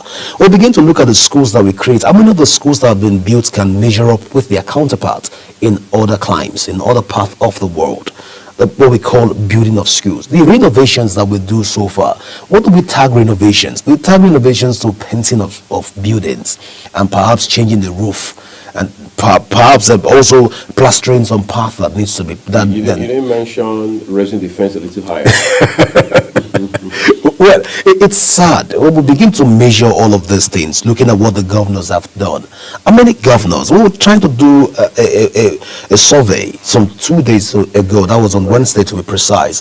So even say, let's even take a look at the governors that have been able to, that have been on the news. Okay, we said let's look at governors that have not been on the news for the last 6 months. You'll be amazed. We were amazed at the feedback we got. There's some governors that have not been on the news for 6 months. I don't want to start mentioning the name of the states, but some governors have not been on the news for 6 months. Now, if you've not been on the news for 6 months, it means, for me, I feel you're not performing. Because there's no way for 6 months you're not on the news, you're not delivering, you're not executing and delivering the dividends of democracy to your people. Now let's take it a bit further to the presidency. When we say one good turn deserves another, I was asking I had a conversation with the National Publicity Secretary of the All Progressive Congress, and the person of Felix Moka. And one of the questions that I asked was, are Nigerians happy with the various policies, programs by Mr. President so far? When I mean Nigerians, I mean Nigerians at the grassroots. Right. Are they feeling the impact? Not the elites. Are they feeling the impact of this government? When we say President Bola Tinubu has done X, Y, Z, is the most amazing president so far. In 2 years, he's able to do this, that, and this. Apart from the tax reforms and a lot of the increments in what they call it, in minimum wage, in terms of the now fund project, and quite the Calabar coastal road, which 30 kilometers was inaugurated out of 700. There's a good start, by the way. Now let's take that away. Let's begin to talk about the fact how have Nigerians fared so far in terms of the Nigerians at the grassroots. Have they been able to feel the impact of this government? Until we begin to have these conversations and begin to try to place them side by side with what Nigerians are saying. Again, we'll begin to ask, how many Nigerians today will tell you that they want to travel out of this country? Now, if we looked at the numbers of Nigerians that want to leave the country, I don't know if you've been to Brazil embassy. If we get to Brazil embassy, you see, I don't want to go to US, so this will say US is it's where Nigerians want to run to, or talk about the United Kingdom. Nigerians want to run to Britain, but then go to Brazil embassy and see the number of Nigerians that are standing in queues or waiting to just get a visa at Brazil embassy. You're not beginning to ask yourself, what is Brazil compared to Nigeria in terms of resources, in terms of manpower, in terms of productivity, economic viability? When we look at Brazil, compare it to Nigeria, I think Nigeria is way ahead of Brazil. In my own analysis, I might not be correct with that analysis though, but then in my own analysis, we need to analyze your analysis. So but Nigeria is way ahead of Brazil, but Nigerians are in their numbers trooping out to Brazil. Nigerians in their numbers are trooping out on a daily basis to Ghana. When you compare Ghana to, you should be comparing Ghana to Lagos. If you say you want to even go by that comparison, Ghana should be compared with Lagos. Look at the monumental development in Lagos that we're seeing right now. Can we put that in Ghana? Now, I'm not trying to belittle Ghana to say that Nigerian, but it is the fact. It's obvious. Even the blind can see. It's glaring for all to see. Now, when we bring this and try to marry it back home, try to look at the president and what he has done so far, one begin to ask salient questions, and one of them is the fact that, have we gotten it right so far? Inflation rates, our productivity, where have we missed it? How happy are Nigerians right now compared to 1999? Have we become more happier as a people? All Nigerians, because if the policies that we're creating are fantastic, the policies you're creating are magnificent, they are amazing, how does it reflect on the life of the average Nigeria? That is the bone of contention for me. Not for whether you want to move from party A to party B, people-centric policies. Right. Where we begin to look at not just public-private partnership, but begin to look at public-private partnership and also rural participation. Because no matter what you do, no matter what you create with the public-private partnership, if you don't get people to participate in those private partnerships, we'll be running at a loss. That's little wonders why people will go and vandalize government properties. Because they want to get their own share. Of course, they've never been part of the decision-making process. You didn't engage them. You didn't ask them, what do you want? You want to get to a community, you ask them, all right, we want to bring development to this community. But what is the pressing need of this community? What should we do first? Should we bring in road, or we should bring it? Don't assume that this is what they want. Get to the community, get them talk. Let them talk to you. What you feel you want to do. In a case where you get this interaction, it makes the work easy for all. We understand, okay, there's a need for a road. We want to bring road into this place. I like what Nyesom Wike is doing right now. It gets the community chiefs. It brings them on board. It brings them to talk. And they have that conversation. Okay, this is what I want to do for your community. This is what we want to do. We want to move road into Gishiri. We want to move road into Guzape. Want to create some kind of road infrastructures in Banduma and all of this. Now, when you do this, you get them to get involved. Nobody tomorrow will wake up and go and think of want to sell street lights. You begin to cut the cables that were used to power the street light and begin to sell. All of this is a sad tale. I didn't want to go into politics this morning, but we can't avoid it. It's a necessary evil. So much about it to discuss, because with this coalition talk now that's flying all over the place, I see, well, those who are regarded as the big players in politics from across political divide now coming together, saying that the goal is to unseat President Bola Tinubu come 2027. It means there's no better time to begin to unpack this conversation, one item at a time. Let's take a quick break now, because Ogorchukwu Mobuno is waiting with Social Bars.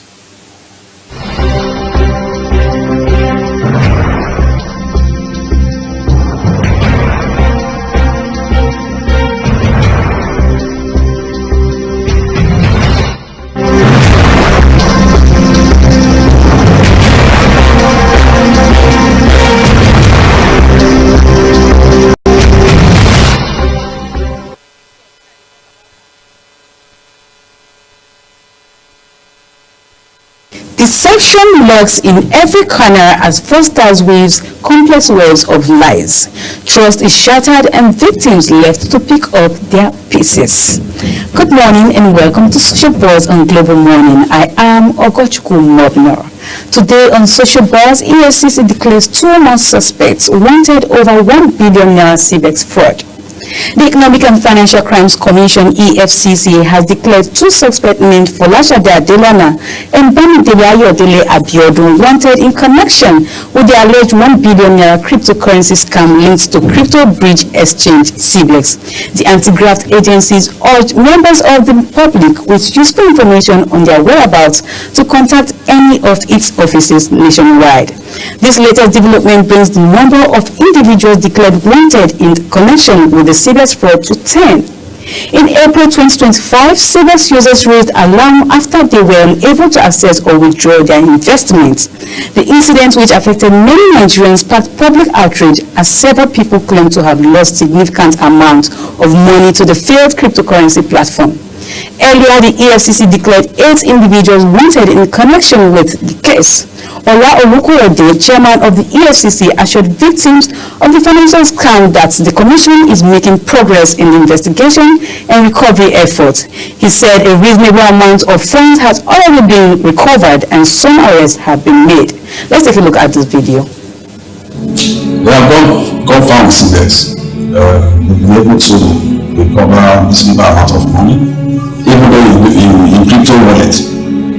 In the wallet, the same way the money was taken from them. There's no way you will get the dollars in cash without necessarily going through the same process. We have gone far, we have made reasonable arrests. People are talking. Like I said, we are not going to give out much because we don't want the process to be initiated. We are still after quite a number of people that we have declared wanted. We are still investigating a lot of wallets. And I'll just give a bit of for how this work so that people in Nigerians will also be aware.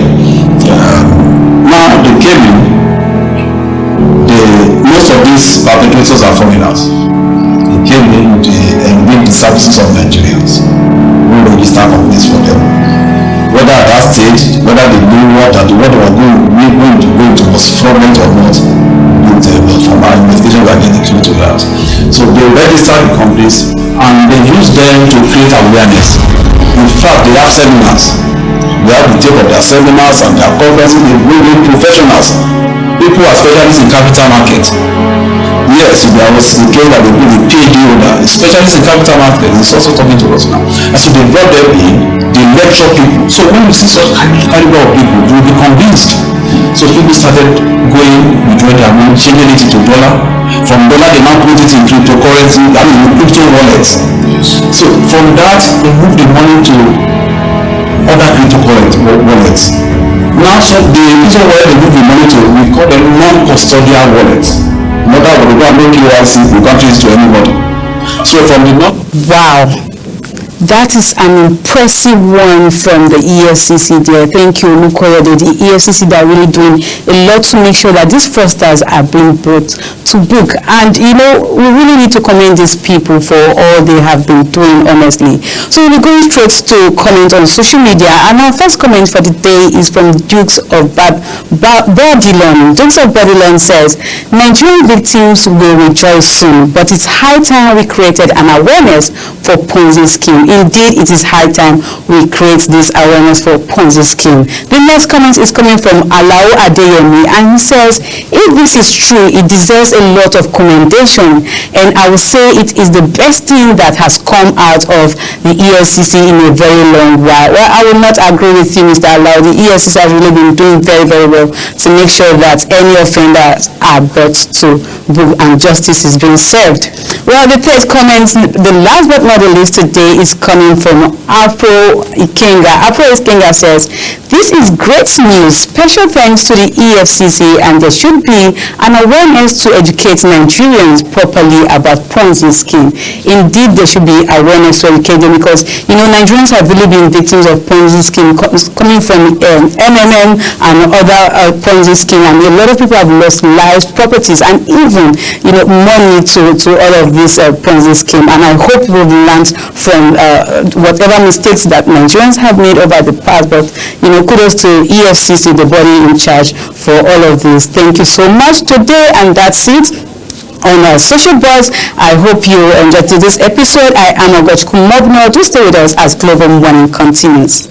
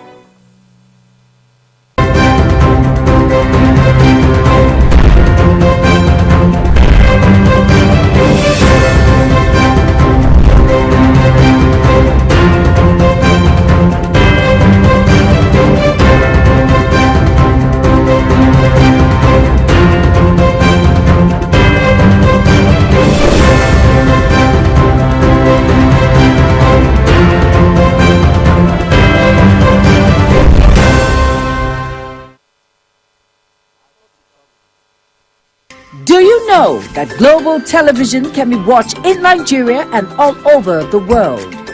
Download the Global TV Nigerian mobile app for Android and iOS devices to watch global television real-time from around the world. What are you waiting for? Start downloading and stay connected to global television.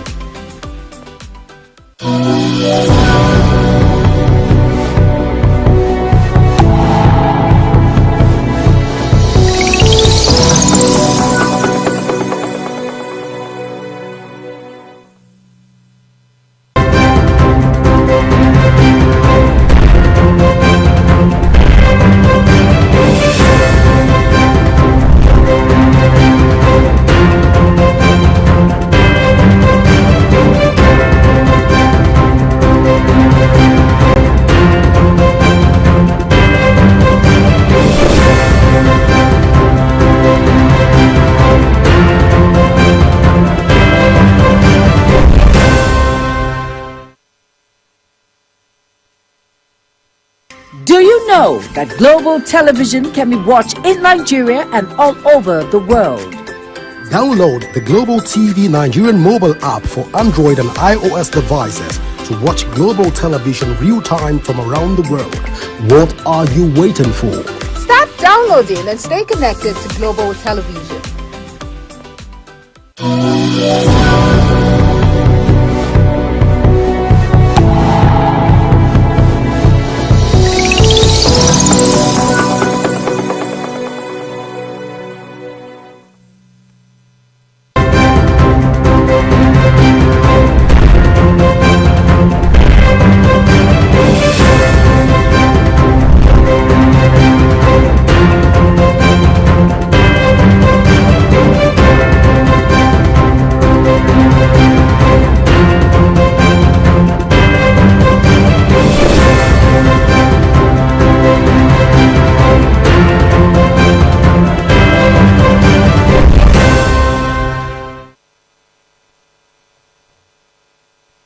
Do you know that global television can be watched in Nigeria and all over the world?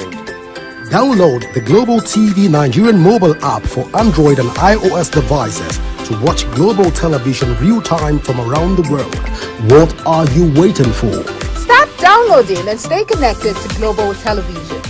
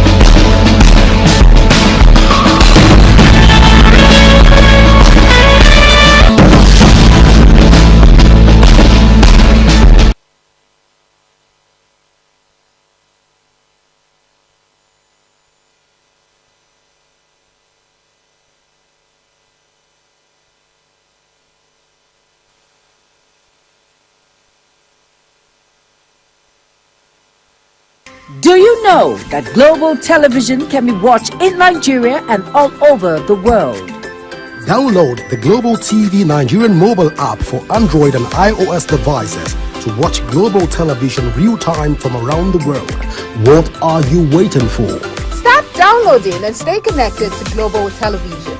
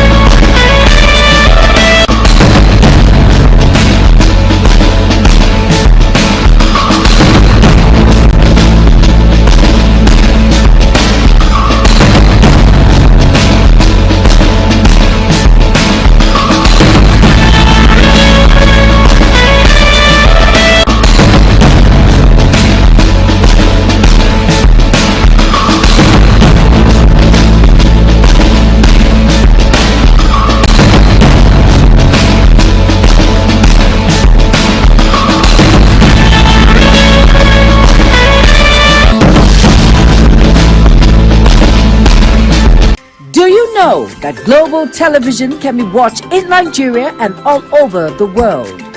Download the Global TV Nigerian mobile app for Android and iOS devices to to watch global television real-time from around the world. What are you waiting for? Start downloading and stay connected to Global Television.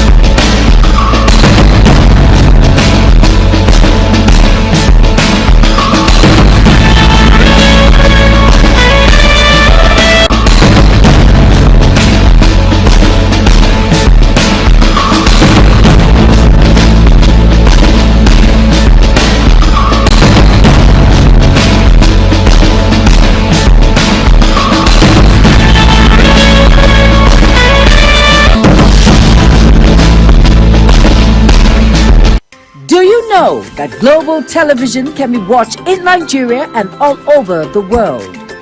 Download the Global TV Nigerian mobile app for Android and iOS devices to watch global television real-time from around the world. What are you waiting for? Start downloading and stay connected to global television.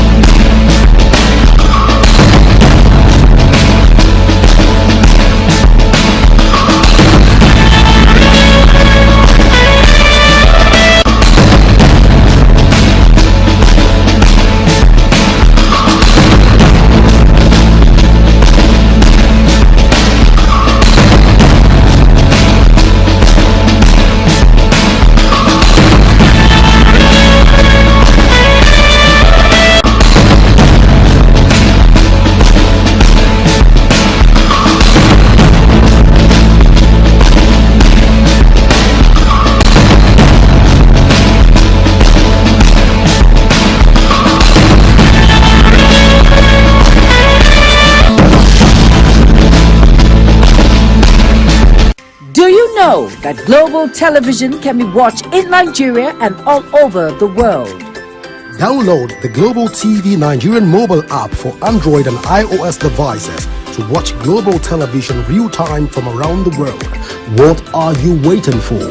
Start downloading and stay connected to global television.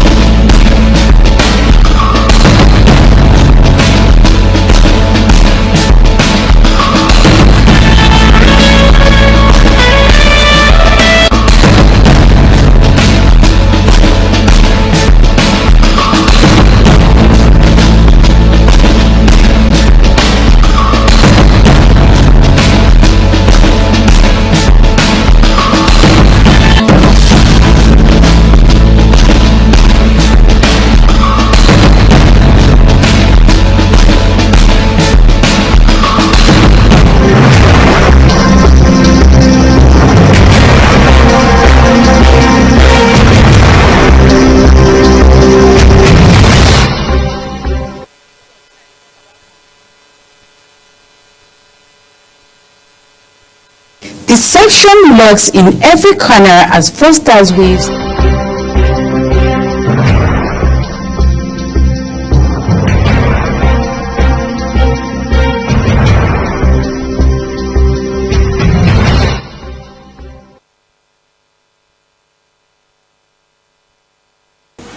All right, welcome back. Well, looking at what Ogochukwu Mobono said about the internet fraud and coming from the EFCC chairman so far, well, talking about Ponzi scheme in Nigeria, I don't think it's going anywhere anytime soon.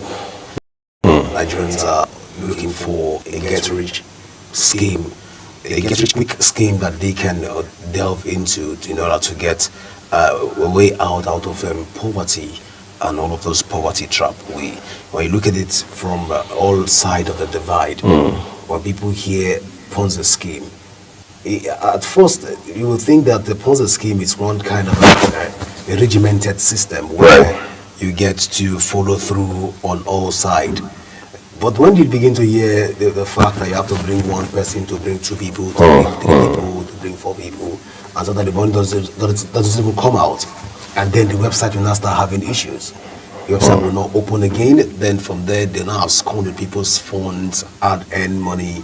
Well, it's a sad one, but it's not going anytime soon. Like they keep changing names from MMM to all of that. Like Right. It evolves as well. It evolves. So it's the evolution for me. It is just the evolution. It is. They follow, I think, okay, so back in the day, I mean, those days where you had cyber cafes all over the place, you couldn't do anything on the internet on your own at home, or like this day at the age where you have internet at your fingertips. Everybody has access to the internet now. So back in the day, you go to cyber cafe. That was when I got to hear about the term multi-level marketing for the first time. Right? I think that's the same. I mean, pretty much the same model that these guys are following. Right? There's another word for it, all right? Pyramid scheme and things like that. That's what you're doing. So they tell you, okay, so Godwin has signed up. Godwin is going to bring Uyi and one other person. For your leg to be strong. Yeah, exactly. You have to stand on 2 legs. Then Uyi is going to bring 2 persons. The other person beside Uyi is going to bring 2 persons. So it becomes a pyramid. That's the idea, right? But at some point, what we now have by the time these wonder banks started springing up, became different from the pyramid scheme system, all right? It just turned out to be its own kind of, well, wonder bank, as they call it. Now, recall that when we had the current governor of Anambra State, Professor Chukwuma Soludo, as the governor of CBN, back in the day, as far back as 2004, even into 2005, these elements were swept out of Lagos in particular, but then it didn't bring closure to the phenomenon. Instead, what we found was a good number of them dispersing, some of them to the eastern part of the country, others to the south, especially to places like Port Harcourt. Of course, a few came to places like Benin, and maybe just a handful up north and things like that. That was in the early 2000s. Now, 2 decades down the line, we've seen drastic evolution of these very nasty phenomenon, which has become a menace, not just to the financial system or the world of investment, but also to the country at large. How that somebody says to you, put $1 million in a scheme, whatever the name may be, and then you get 100% every month, you get 50%, even 20%. That means that when you put $1 million, or as they say, quote unquote, invest $1 million at 20%, you're getting 200,000 on a monthly basis in a country where you have graduates with some very brilliant degrees, well earned in their hands, earning less than 100,000, and then somebody has $1 million somewhere working for them, and they're getting 200,000 naira without, quite frankly, breaking a sweat. So what does that do for you? I mean, humanly speaking, maybe it's to say, okay, well, if at 20%, 1 million can give me 200,000 every other 30 days, why don't we raise our game a little? All right, let's go the whole hog. Let's do 5 million. All right, that way if I get 10% or 20% of it, that would be $1 million every other month. So if you earn $1 million every 30-day cycle from your 5 million naira investment, and then it means you're just going to go to the city and to become a town crier. Tell your friends, tell your family members, tell those who share your faith, tell your colleagues and your neighbors and everyone else. And it's about numbers too, right? It's like politics, like elections, about numbers. So all of these persons are throwing money right in there, and the next thing you know is, like Gordon rightly pointed out, if it's an online-based system, which is always the case, you begin to have glitches with the websites, you begin to find reason to reach out to customer service. You were not a customer in the first instance, let's be clear. All right, you begin to ask where is their office and things like that, and then you now begin to realize that there are people who are in the same shoes as you, those who also put money there. Now they are stuck, their money is not coming out, profit or whatever it is that they're supposed to get on it is also not coming through, and you now have a class, like a community of people who are dealing with bad investment. And you know what they say, misery loves company. So if you have someone whose money is jammed, all you want to do at that point is to find consolation in other people whose monies have also been jammed. But it brings us to something very important, which is regulation. In recent times, we must be fair to institutions in this regard. We've seen more effective regulation than we had in the last few years, the last 10, last 20 years, for example. Securities and Exchange Commission has been doing a lot of work in this regard. They've been collaborating, leveraging interagency collaboration with entities like the EFCC, like the CBN, like the police, to ensure that they run circles around these criminal elements. Most definitely, and this morning we'll be joined by a person of Emmanuel Otibe, who is a cybersecurity expert. And try to talk to us about these issues. Let's even get it from a professional angle. Why do Nigerians even fall victims? And of course, if the Economic and Financial Crimes Commission are saying that they are doing a lot in this regard to ensure that they curtail the excesses from all of these internet fraudsters. Well, how far is far in this case? So we'll begin to look at all of this. Let's even get Emmanuel to talk to us. Let's get an angle to this. Of course, it's an issue that concerns everybody, and it's not just a one person's conversation. The money does not know what the scheme does not know if you're white or you're black. It does not know if you're from the east or from the west or the north. It doesn't. The scheme. The way it's spread for me, it's another very, because it's called high yielding investment platform, high yielding investment platform. So you put in 1 naira to get 15 naira. So the way it's spread, it spreads like a bad omen. You just boom, before you know what's going on, people in Zamfara already queuing into the system and trying to know all of this and try to also see if they can benefit from the system. But you won't blame them. One would think at this point that we should have a very strong cybersecurity laws in the country. The EFCC can be more proactive when it has to do with things of this magnitude, because before these websites are launched, we should have the protocols for those websites, all the website, the domain name, all the nitty-gritties that it takes to be a website. We should have a system where we know who owns which website, which platform is this website hosted. Is it Google host? Is it a WordPress website? Is it we should know things from this website long before. Or is it hosted on a server beyond our shores? Let's even understand if it's hosted beyond our shores. Because some of these websites, we need to, if before a website goes up, like a place like China, some of those things that it's operational here, it doesn't work that way. Before you do anything, the government will ensure as you're coming up, the government knows who is coming up at time. That's right. And what you're coming up for. And in such an instance, if we know what you're coming up for, what you stand for, what you represent, it will give you ample time to be able to kill that idea before it even metamorphoses and all of this EFCC. So I don't want to begin to think that this is more of a complacence from the part of the Economic and Financial Crime Commission. Why wait for people to lose their funds? Why wait for people to cry foul? Why wait for Nigerians to be defrauded before we now start chasing the cloud? And most of those boys, interestingly, most of them will, when that's not to get these funds, they travel out of the shores of Nigeria. You don't get to see them again. And once they are established, they return back to the country. And whichever way, I don't know how they resolve those concerns. Because we've never heard. I don't know, I might not be correct with that information, but to the best of my understanding, my memory serves me right.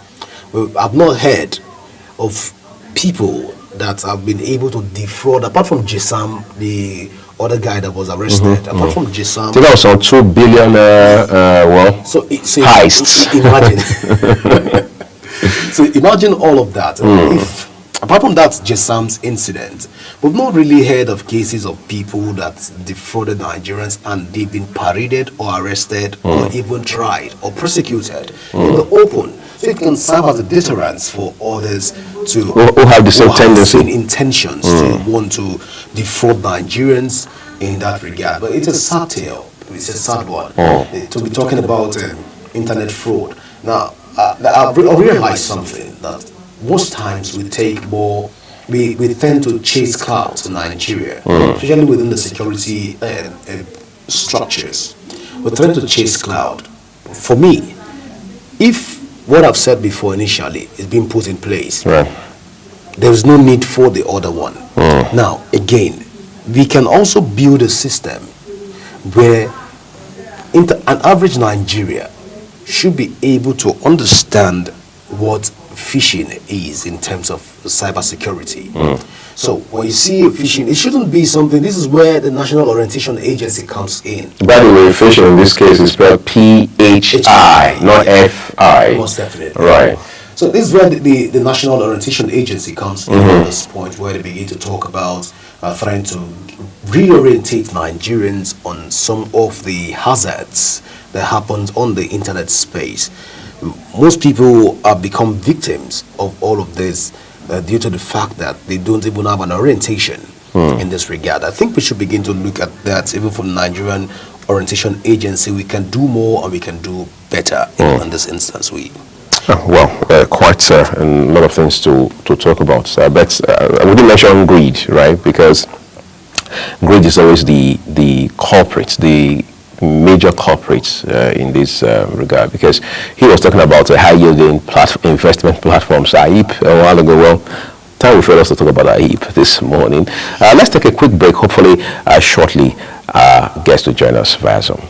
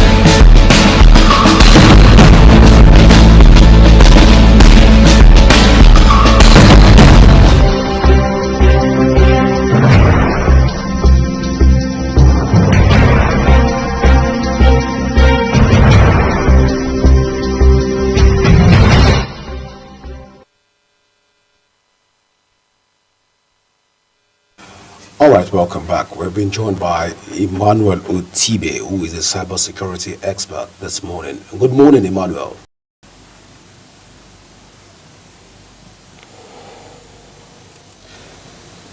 So good to have you join us this morning, Emmanuel.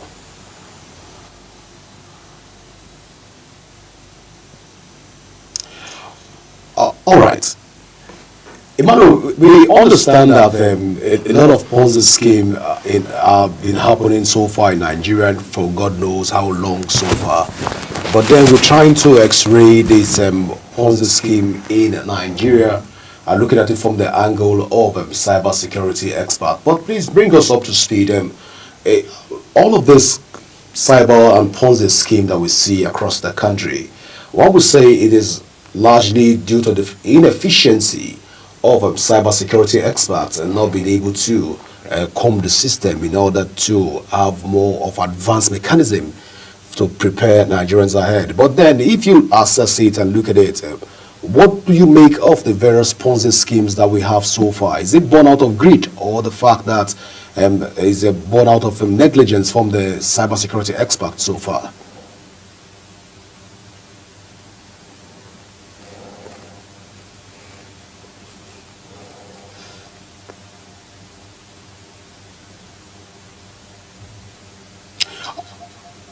All right, Emmanuel, I'm trying to find out from you this morning about the cybersecurity issues, if you can hear me. Ponzi schemes it is in Nigeria, and trying to look at the digital space, how we can sanitize the system and also be able to bring sanity to our digital space so far. All right, we'll go for this short break, and when we come back, we'll continue even on the show. Please stay with us.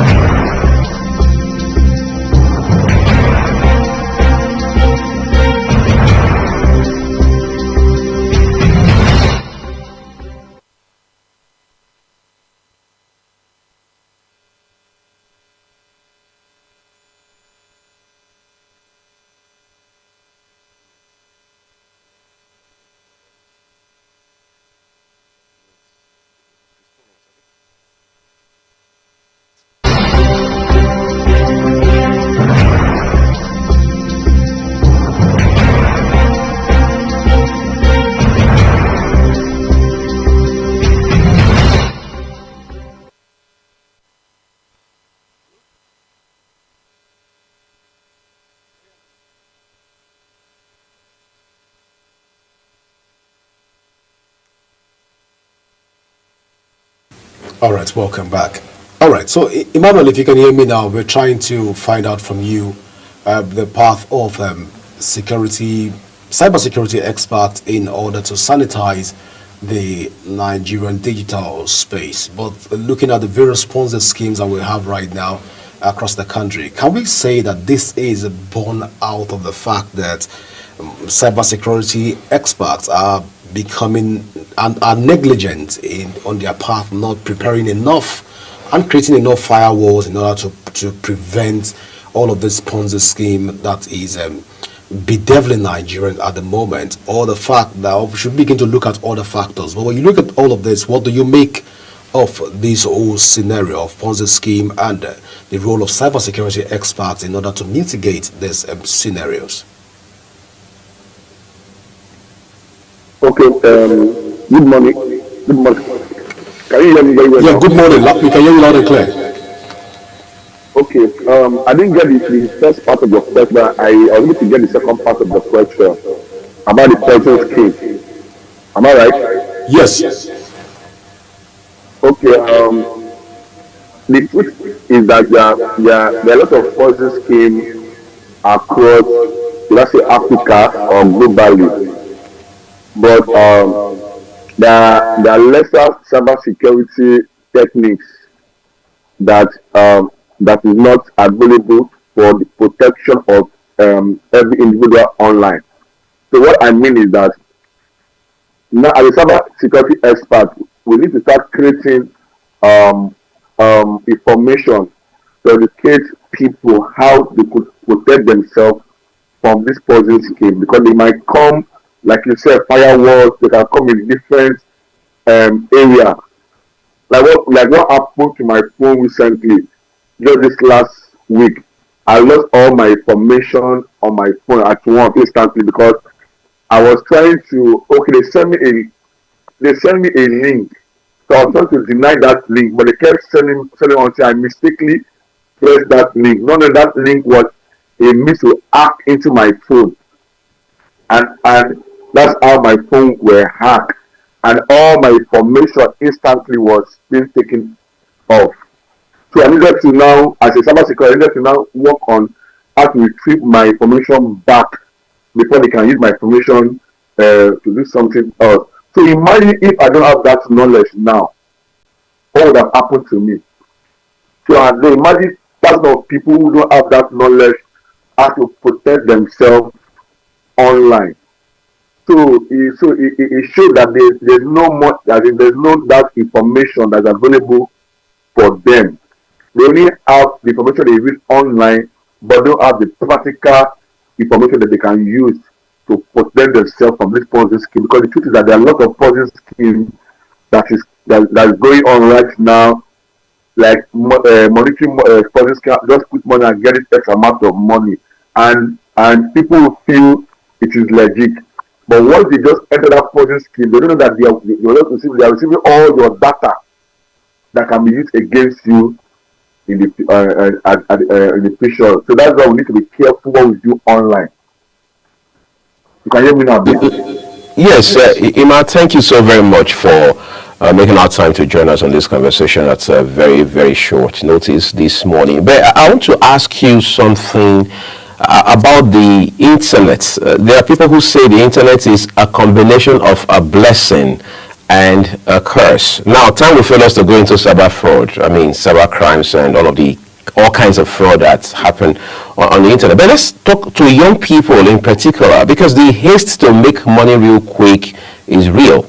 But something that is equally real is what experts like yourself now tell us is the fact that you can make money legitimately, legally, and predictably on the internet. Just share with us, I mean, you don't have to give us a masterclass, but just give us an insight into what young people with all the zeal, all the energy, and all the fire and push, and all of the grind, as they call it, that they have in them, can deploy, all right, to maximize the blessing of the internet.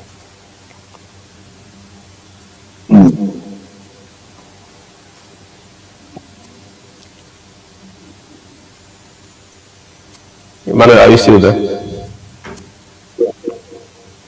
Okay, yes, so I can hear you now. Just keep it now. So I can hear you now. So you said I should give information on how people can. Just maybe a bit of an insight. I mean, imagine, I'm just creating a quick scenario. Imagine you are in front of a few young people, Gen Zs as they are popularly called, all right, who are torn between the options of whether to fall for these dubious schemes or to follow the path of what is both legal, legitimate, and predictable.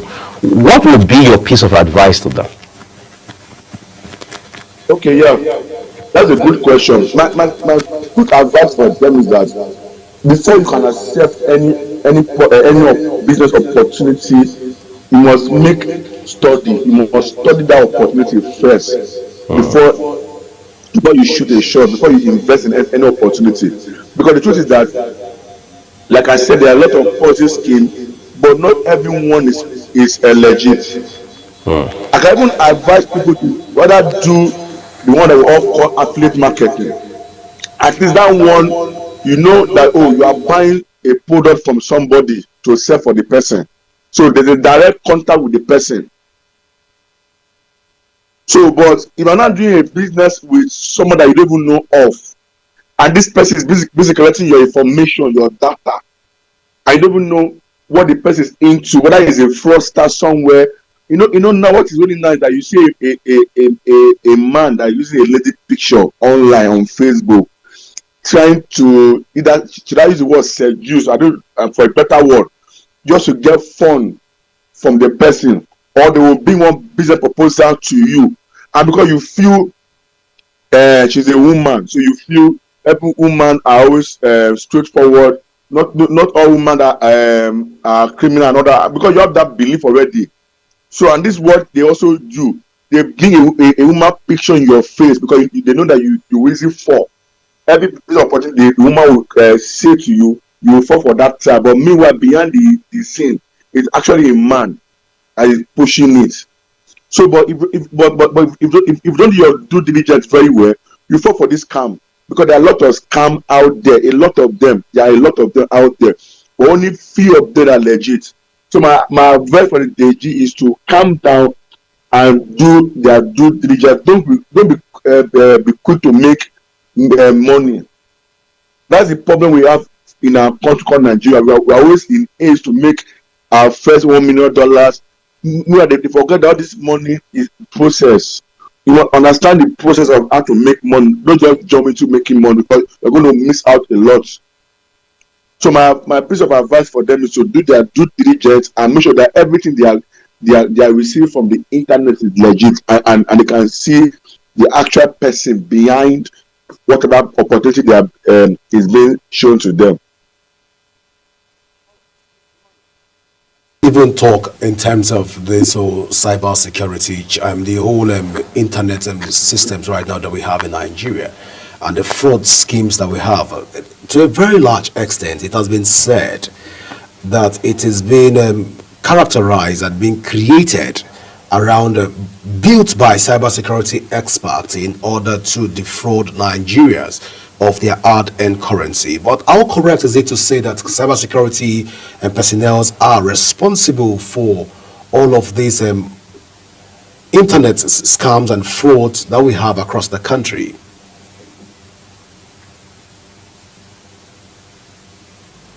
Wow, that's a good question. Remember on this show, a long time ago, I said something about different types of cyber securities that we have. I said we have the white hackers, we have the red hackers, we have the black hackers, we have the blue hackers. And we say among these 5 hackers, only the white hackers are the good part.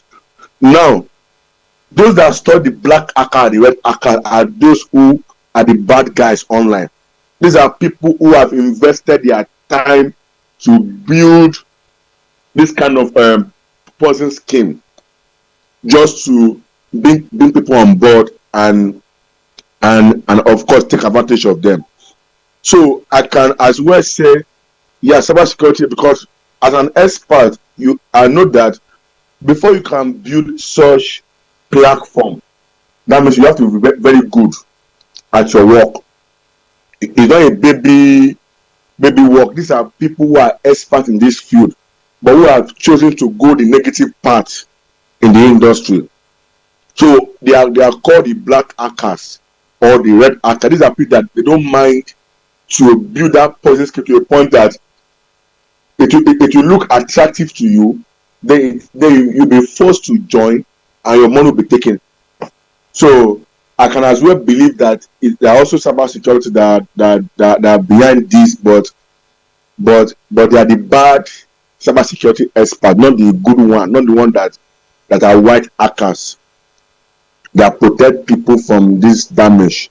And mind you, like I said before, cybersecurity guys don't sleep.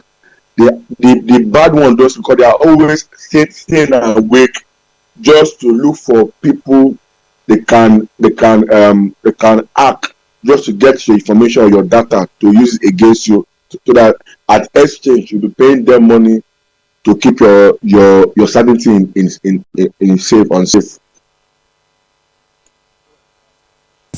whether white aka, black aka, purple aka, pink akas, whichever way it is, we just get to learn that there are different types of hackers. But I want to say thank you so much, Emmanuel, for finding out time to be with us today, even on a global morning.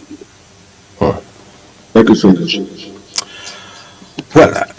Well, I never knew there were different types of hackers. I thought it was just a straightforward thing. Whether you are a hacker, you're a hacker. But now I heard that they are righteous one. Okay, sorry, white hackers and the black one. I think that because I had a bit of, well, let's call it a stint for the purpose of this conversation in tech back in the day when we hadn't seen this much evolution. All right, so I would hear things like ethical hackers and those who are, of course, unethical hackers. Ethical hackers, we are made to understand, they follow the rules, they abide by the most stringent of ethics in what they do as hackers.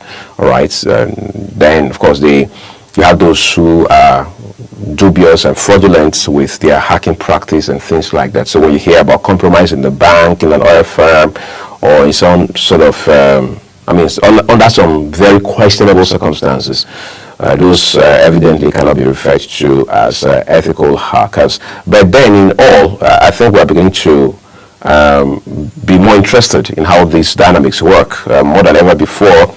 Every conversation like we've just had now is an eye-opener to what we should know, things that we basically should learn about technology, how to make it a blessing for ourselves and not a curse. Blessing it is. Well, quite interesting day.